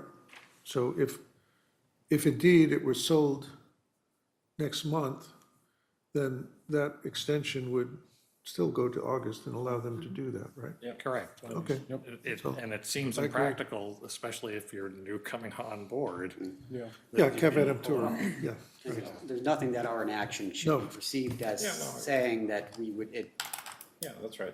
Yeah, okay. would result in any type of extension. Due diligence on the buyer's part. Yeah, they've got a year, yeah. Oh, that was So- way easier than last week. Yeah. Last time, I mean, I was like, what? I went historically Oh, back. good. And so now I had more understanding of AIM, Oh, yes, of the previous meeting and the, this goes way back. yes. So I did a little bit of historical review and appreciate that you've come to this softer. My senses, yes. Yeah, I You caught the will. good part of that story. Okay, so nothing, Okay. All right, so 5C, discussion and reminder about, discussion about the reminder about oaths of office, appointments and reappointments. I think, Tim, that's, What's up with that? yeah. Yeah, I hope that there was an email sent out about this. There are certain members, I think, of the planning board and also various other committees who still have to complete the oath of office and whatever step there is. So does anyone recall receiving an email Yeah, to and that it said effect? also renewal, so that you're not automatically, the one oath does not carry over, my understanding of the Okay. email. Yeah. Was that you need to Okay, redo the oath again. I think that was the part that applied to people that were on the board prior. okay. is this annual? What's that? No, Is this annually, or is it at the end of our term? I don't know. I was trying not to pay too much attention to this one. So I'm going to, so since we brought it up tonight, I'll ask Crystal to resend Okay. whatever she sent to whoever needs to receive it tomorrow, so it's Thank fresh, you. Yeah. fresh in people's minds. Okay. I got it. So I probably need to do it because I was asked to be the rep to this group, but I didn't do a new oath.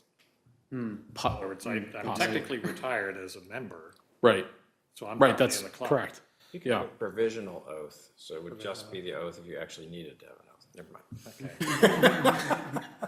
Way too complicated. Okay, good. Conditional. All right, so item number 6, approval of minutes. We have A, June 22nd, 2026, and B, July 13th, 2026. And open it up to any questions, revisions, corrections, grammar nitpicks, anything? I'd like to point out that I talk all the time, and it's not in the record, and I think, yeah, that makes sense. Dodged a bullet, though. What I requested stays that way. I have no comments. I read them.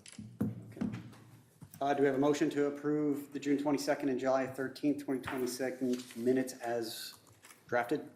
So moved? Was that a second? Oh, it can be a second, yes. Okay. Patrick seconded, hands in favor? Unanimous. And with that, at 9:29, we're going to close the August 24th session of the Lebanon Planning Board. Congratulations, that was Yes. awesome, Wes. Wow, you were great. Well done. Congratulations. 1 minute to spare.